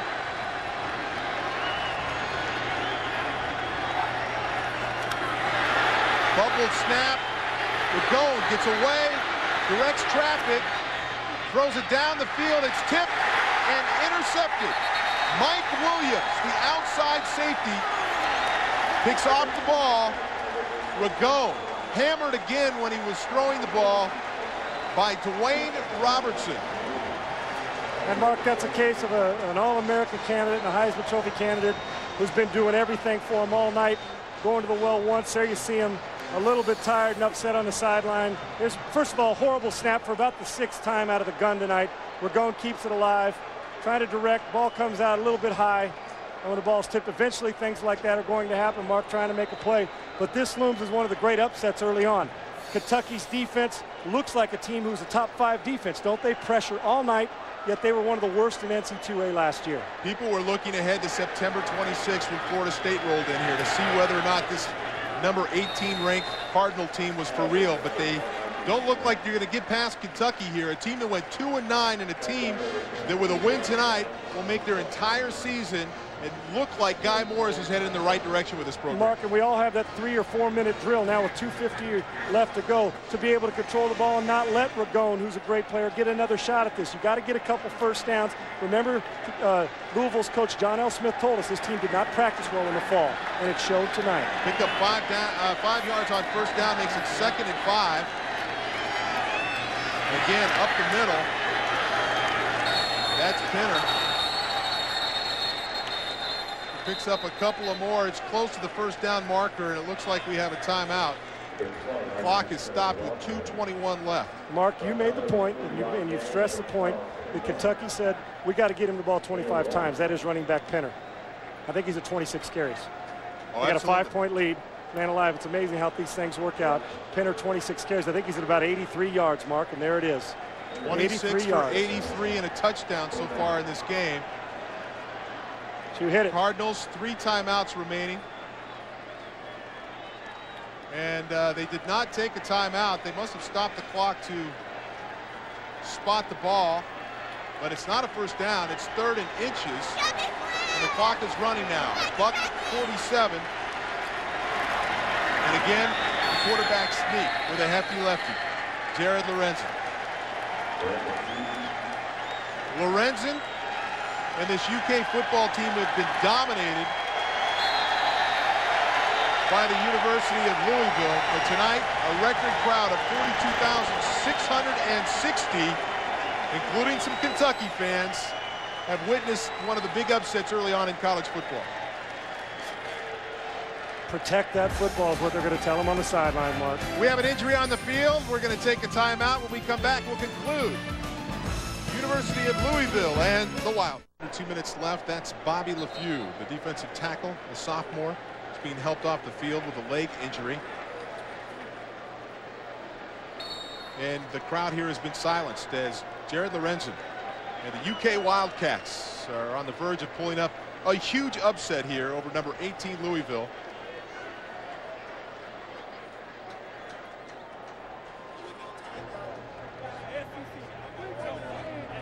All right, Louisville's going to take a timeout. So let's go back and look at the critical 3rd and inches, 3rd and 1 look at for this. UK. There's the line of scrimmage, Mark. They're going to get to there. That's called push by your guys up front. Nice push, dominant. Got a quarterback who's helping out, who's as big as those linemen. But that's when it comes to the critical time when you're inside of 2 minutes, have to get some push and not give Ragone another shot at it. There's your first down. And there's what, we're down to 2 timeouts left for Louisville. So you just got to be safe, and they're going to tell Penner to hold on to the football because he's carried it 26 times and he's been outstanding tonight. Well, check out the total yards because the total yards are amazing. Kentucky 270 total yards. Louisville with Dave Ragone and this great offense, 189 yards. The offensive line has been porous at best. Ragone has taken a beating. They haven't been able to put together a running game. In fact, Ragone is the leading rusher and leading passer for the Cardinals tonight. So the play clock now ticks at about 15 seconds. There's a minute 43 left, 1st and 10. And they hand it off to Artus Penner. And we get a quick timeout by the Cardinals. 3 yards on the game. Amazingly enough, you saw those, what, the 187 yards Kentucky's defense has given up tonight. Last year, they were 109th total defense in the NC2A. And they told us in the meeting they were embarrassed by that. And so they've stepped out here, all talk Lorenzen and Penner. The defense has done an awesome job. The pressure they've put on tonight has been unbelievable. It really has. And again, we can't reiterate to you out there how big a win this is for the University of Kentucky, not only for their football team and their program, but for head coach Guy Morris, who is trying to pick up the pieces after Hal Mumme left and this football team and this program went on probation. And there's no question, and his hand, the hand he's had, the cupboard's been bare. I mean, he's had to make this happen with a lot less guys during training camp. And on the other side of the ball, when you look at Louisville, this is a football team that wanted to break that BCS party because they felt real good. Right. But as Coach Smith warned us, we're not that good a football team, and they got to go back to the drawing board. Again, you look forward, they've got Colorado State still to come, Florida State, as we mentioned, on September 26th. But the big hump was getting over the University of Kentucky. Again, you've got a lot of young players. John L. Smith, who's had a wonderful career and turned programs around, done a great job in 5 years here. Just wanted to get through this first game, and you look at the schedule. Not easy. Some pretty good football teams out there. Easy. Absolutely. Won't be easy UAB, going on the road. Cincinnati, Southern Miss. I mean, not to mention Colorado State, Florida State, as we mentioned. So, again, they're going to lick their wounds after this one, try to get this up. We can probably say, too, that for Dave Ragone, his Heisman hopes are probably over after this game. Well, after you watch what Leftwich did yesterday, you might be right, Mark. But he gave a great effort. Statistics misleading. His effort was single-handedly kept him in the game. It was a Heisman Trophy effort. There's no doubt about that. But he didn't get much help. We're going to take a timeout. We'll be back with the conclusion of this football game. The Wildcats lead Louisville 22-7. I sit there and look at it, and the conservative part of me says I'll run it twice or pooch it or do something or kill it. But you know what? A field goal here, after a nice big field goal by the Kentucky last time, I might kick the field because then you put the game completely out of reach. I know you're worried about a block, and you got to take that into consideration. But he's trusted his players, has Guy Morris. I kick it if I don't get the first down. Well, we'll find out here if they have to make that decision on 3rd and 5. Lorenzen on the naked boot, stiff arms a defender. He's got some room, finally slides wisely before going out of bounds. That's a good play by a quarterback there to keep the clock running. Minute 18, 17, and ticking away here. And again, I don't think you kick the field goal. And they might just punt this ball, Mark. Just a little tap punt, make them go. The way your defense has played, the way the offensive line of Louisville has played, I put the game in the hands of my defense. I get after Dave Ragone, who's been gassed in the second half. And you know, Mark, that's a great point. Plus this now, maybe you take the penalty, back it up 5 yards, and give your punter a little more pooch room, try to knock it out of bounds, and make them go the 80 or 90 yards it takes. With that sack right there, I think it's a good idea. Don't kick it now, being the fact that it becomes almost a 50-yard kick. You don't want to do that. John L. Smith watches that precious time tick off the clock as UK now takes a timeout. And we're going to take a quick break here. This game is not over. Will it be an upset shock? UK Louisville. We come back. Kentucky, number 18 Louisville, trailing the University of Kentucky Wildcats. Mark Malone, Sean Salisbury, and Tracy Wolfson. Just a reminder that Mac Tools U.S. Nationals is coming up next year, right here on ESPN2. Guy Morris got to make a decision. 4th and 8, 44 seconds on the clock. Do you kick the field goal? Do you pooch punt it? You just go ahead and try to run the football. They've had some time to talk about it. Personally, I think you do a little quick kick here. Get it off, try to put them deep in their own territory and make them drive the length of the field with under a minute to play. Yeah, and it looks to me like, Mark, they're going to get up and go to the gun. And there you go. Maybe they just sweep Lorenzen. I don't know. This is a... I'd be surprised if they put it in the air. There it is, the pooch kick out of the regular formation with nobody back. Good call by Guy Morris. The ball down inside the 10 with 37 seconds left in this football game. And you know what? There is a flag down, but I like the pooch kick. And you know what? Get him back there, let him do it. And obviously turned out better than a punter could too, Mark. He's got more flexibility and more athleticism than I think maybe we give him credit for. No question about it. He's a gunslinger. He loves to throw it, and he can throw. We've got a UK player down on the field. Can't see the number. For people at home that wonder, why don't you kick a field goal? It becomes a 51-yarder. You know, before that, before Lorenzen gets slides, before he goes out of bounds, it's 47. Maybe you consider it, but at 51 yards, you don't do that. Wise play. You made a good call there. After a play was over, like the dead ball. Personal foul, late hit, unnecessary roughness. Then it'd be half the distance to the goal.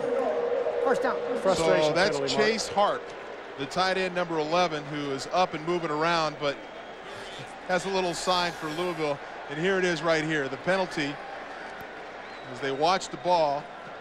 Harp goes in there, picks up the ball, slides out of bounds, and there you can see the body flying.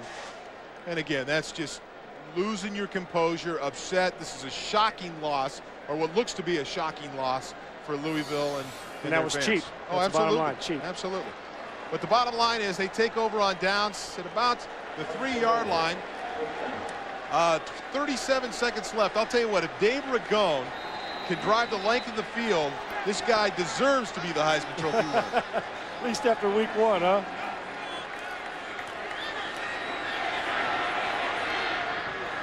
Incomplete, under pressure.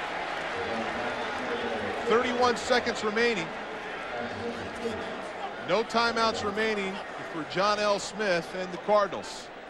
They need a miracle here. And if you're Kentucky, if they throw the ball up, one of those Hail Mary types, no pass interference. Play the ball. You don't want to give them a shot at midfield to go into the end zone. Yeah, but right now you need to get to that midfield area doubt, to give yourself a chance. Give yourself a shot at the end zone or down near the end zone.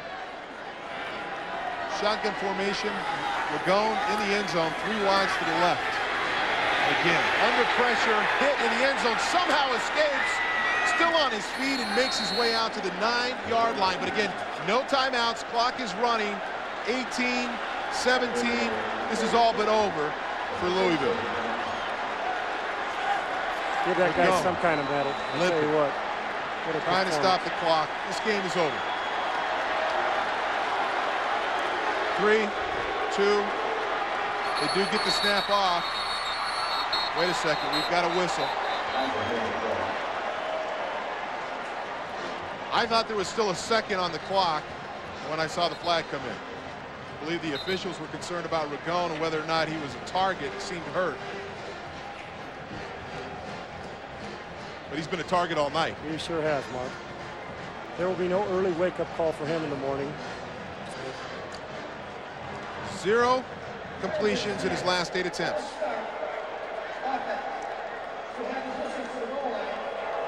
Put 2 seconds on the clock. 2 seconds on the clock. Mark, even though Louisville's going to lose this game and Ragone's statistics weren't very good, you know what? He showed me, he took his toughness and my respect for him to another level tonight to be able to battle like that. I know a lot of quarterbacks would have wanted to be sitting over here on the bench because they were getting pummeled. When you lose players like Zeke Parker and Deion Branch, it's going to be tough. Ragone scrambles out of the end zone. One last gasp. Throws a laser to the 40.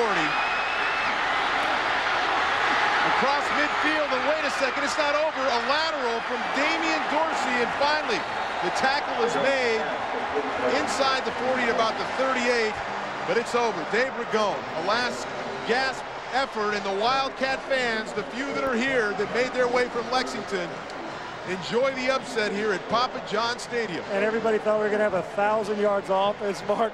You know what? We caught kudos to Lorenzen and to Ragone and to Penner.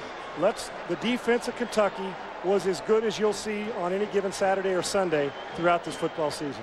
I would tend to agree with you, and congratulations to Guy Morris. I mean, he has had to do this, you know, with paste and paper clips. Obviously, fewer and fewer scholarships to work with. He's picking up the pieces, and it's a tough thing for the Louisville players. Yeah, don't tell those guys that the game doesn't matter, huh, Mark?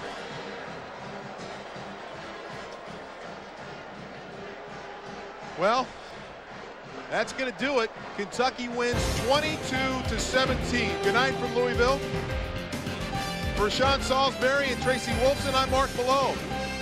The Mac Tools U.S. Nationals is next. This has been a presentation of ESPN, the worldwide leader in sports. For more information on our college football broadcasts, you can log on to ESPN.com. Keyword schedule. For Sean Salisbury, I'm Mark Malone. So long from Louisville.